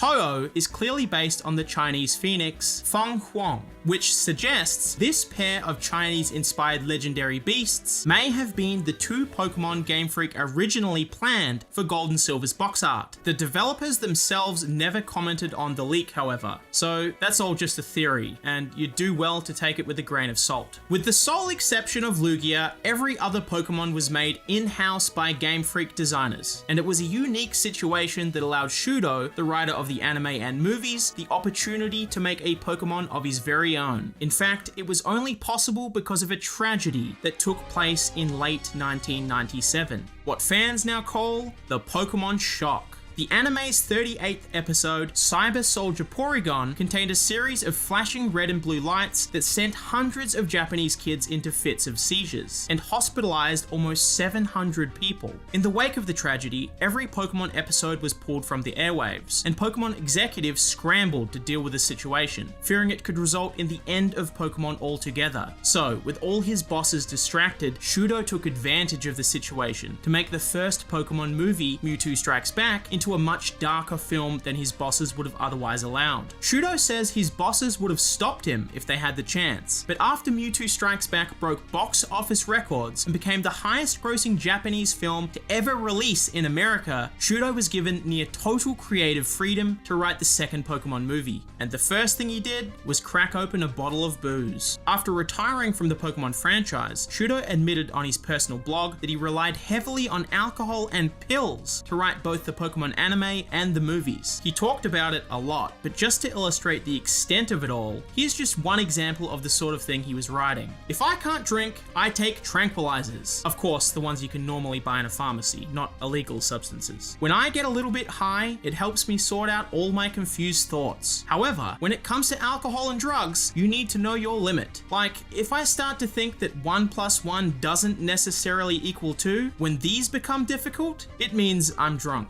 If I get any more intoxicated after that, I won't be able to think productively, and there's also the danger of tripping somewhere and hurting myself. Shudo makes it undeniably clear he was under the influence pretty much the entire time he was working on the Pokemon franchise, and went into particular detail about his intake while he was writing the Pokemon second movie. So it's fair to say that Lugia wasn't just a result of the Pokemon shock, but it was also born out of Shudo's substance abuse. Even before Shudo came up with the movie's plot, the first ideas he came up with were two main characters: the Collector, who went on to become Lawrence III, and what he called Pokemon X, a placeholder name for what eventually became Lugia. This is why, when Lugia later appeared in the anime, Dr. Namba refers to Lugia as Pokemon X. What action do you want them to take regarding the mysterious Pokemon X? According to Shudo, X was supposed to be a creature different from Pokemon, since it had to symbolize life for humans too. It's a symbol of life, but also a symbol of coexistence. Originally, Pokemon didn't have genders, but X symbolizes deep ocean currents and created life on Earth. It's a maternal Pokemon. Shudo originally wrote the movie based around Pokemon X, and purposefully excluded series regulars like Ash, Pikachu, and Team Rocket. He wasn't particularly fond of Ash, and wanted him written out of the anime, but Shudo's subordinates asked him to inject Ash into the script anyway, which he eventually agreed to as a way of showing his willingness to compromise. Pokemon X finally got an official name during an all-hands-on-deck production meeting. Staff from every corner of the franchise attended, including staff working on the film, Game Freak employees, and even distribution staff. Everyone in the meeting voted, and the winning name, of course, turned out to be Lugia. The most likely inspiration for its name is Lugio, a Latin word that means to lie dormant, probably chosen because the first time Lugia is ever seen by the public is 5 minutes into the film when it's lying dormant deep under the ocean. The name might also draw partial inspiration from the beluga whale, which Lugia bears some resemblance to. Lugia's role in the story has some parallels with the great white whale in Moby Dick, with Lawrence playing the part of Captain Ahab, but it's unclear if that was actually Shudo's intention. As far as lore inspiration, Shudo may have drawn from Japanese mythology's god of the sea, the benevolent dragon Ryujin. Not only does Lugia resemble a wyvern dragon, but in the Japanese version of the movie, Lugia is also called the god of the sea. Lugia has the power to summon storms, as does Ryujin, like when he used a hurricane to repel a fleet of Mongolian ships invading Japan. The Ryujin connection was eventually made even stronger with Lugia's shiny colors, which match those of Ryujin's legendary underwater castle. One key difference though is that while Ryujin is a male god, Shudo specifically created Lugia as a female god. But unfortunately for Shudo, Lugia ended up resembling Ryujin a little bit more than he might have intended. He created Lugia as the maternal symbol of life and deep ocean currents, but like many Pokemon, after coming up with the creature's concept, the details were out of the creator's control. Not just Lugia's name, but also its voice and gender. He felt strongly that as a maternal god, Lugia should have been voiced by a female actress, but the film studio went against his wishes and chose a male actor instead. In the final year of his life, Shudo wrote at great lengths about the anguish this caused him. Here's just a few few excerpts from his final months. One of the regrets I have about writing the second Pokemon movie was that I didn't push back on the gender assigned to Lugia. Although its gender isn't addressed in the plot, it's given a male voice, but it's a maternal Pokemon. To make matters worse, using a male voice actor for Lugia was a decision made during a big meeting with many participants. Advertisements had already aired. It was too late. We couldn't suddenly change Lugia into a female. But the more I thought about it, the less I could imagine X being anything else but female. I was gulping down alcohol and drugs. I started to feel like I wanted to die. Not only was Lugia voiced by a man, but it was made genderless in the games. Shudo wrote a lot about Lugia in the year before he died, but it was the loss of its maternal identity that pained him most. In late 2010, he collapsed in the smoking room of a train station and was rushed to the hospital, but tragically didn't survive.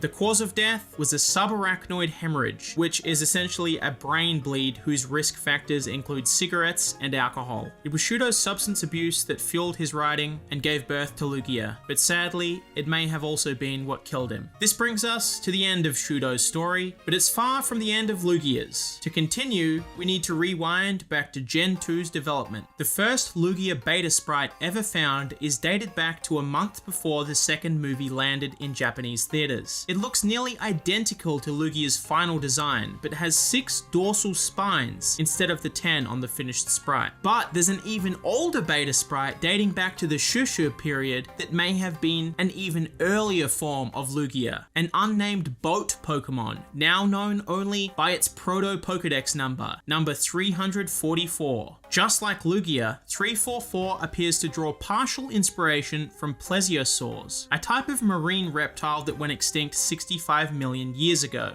along with the dinosaurs. Some of its physical details are similar as well, especially its dorsal design, long neck, and its tail, which has led some fans to speculate that after Shudo came up with the Pokemon X concept, Game Freak might have used 344 as a springboard to come up with a brand new design that ultimately became Lugia. As an apparent non-legendary, some fans also believe 344 may have been evolutionary related to 2 other lost Pokemon from that version of the Protodex. However, since that particular leak lacked evolution data, and the developers themselves have never commented on those lost Pokemon, any relation between Lugia and 344 is entirely speculative. It's unclear if Shudo made any sketches himself, and as a matter of fact, in 2009, Shudo said he doesn't know who all was involved in the design process. However, we do know who to credit for Lugia's final design. Like all Gen 2 Pokemon, Game Freak's art director Ken Sugimori made Lugia's final revisions and drew the watercolor artwork that became its official design. Although it's worth pointing out that even after Lugia landed on the silver screen, which by the way became the second highest earning Japanese movie to ever hit American theaters, there was one significant detail that wasn't truly cemented until almost a decade later. In the movie, Lugia was white with blue spikes, and its in-game sprites were white and blue as well. But Ken Sugimori actually released 2 contradictory pieces of watercolor artwork during Gen 2, one with blue spikes and another with black spikes. After that, Lugia's sprites switched to black in Gen 3 as well as in Gen 4's beta, but finally in Gen 4 the sprites switched back to blue spikes. This was also the case with Lugia's Gen 4 artwork, and after that it was never seen with black spikes ever again. There's also the question of Lugia's elemental type, a topic that's caused some confusion ever since its inception. Neither the film or Shudo himself ever directly addressed Lugia's type, although presumably when Shudo created the God of the Sea, he probably intended her as half water type. But when Game Freak went to program it into Gold and Silver, they ended up making it dual type psychic and flying. According to programmer and designer Shigeki Morimoto, who's best known as the creator of Mew, Lugia was made half psychic simply because they wanted to make it strong. In the July 2009 issue of Nintendo Dream magazine, he said, "We wanted Lugia to give the impression of being a powerful Pokemon, so we settled on psychic for the second type. instead of water type.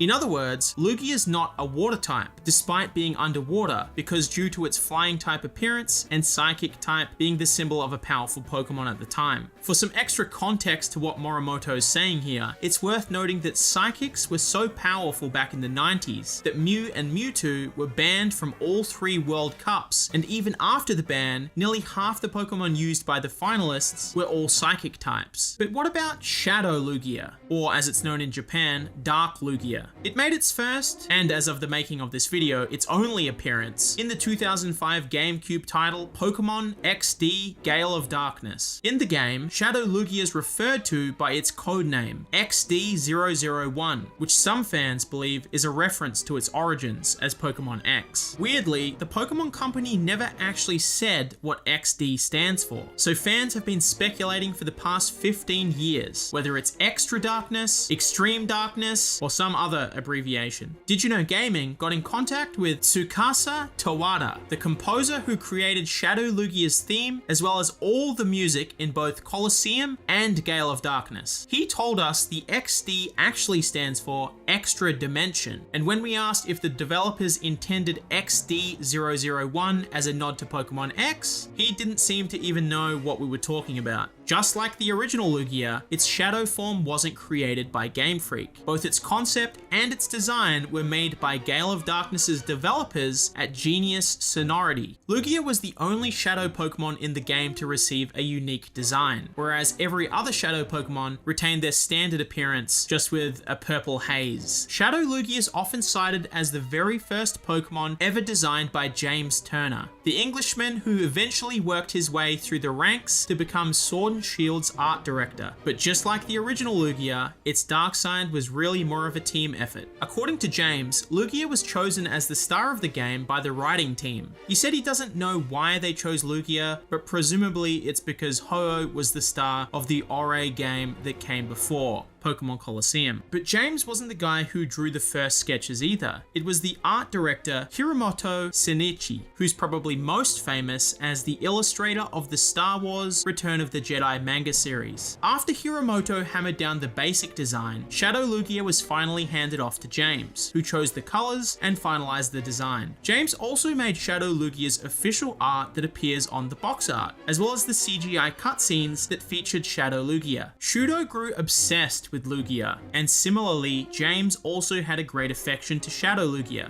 Both of them considered Lugia their baby in some sense. James calls it his dark child, and occasionally laments on Twitter that he'd love to see Shadow Lugia return someday. Unfortunately, the only way to transfer Shadow Lugia to a mainline Pokemon game is by purifying it, at which point it just becomes an ordinary Lugia, meaning Shadow Lugia is trapped forever on fans' GameCube memory cards. But now that James is working Game Freak proper and has a lot more clout as the art director, maybe someday we could see Shadow Lugia finally return to the series. In 2020, the Venusaur, Charizard, and Blastoise clones from Mewtwo Strikes Back made their way into Pokemon Go, so Shadow Lugia might someday make a comeback as well, even if it's only in a spin-off.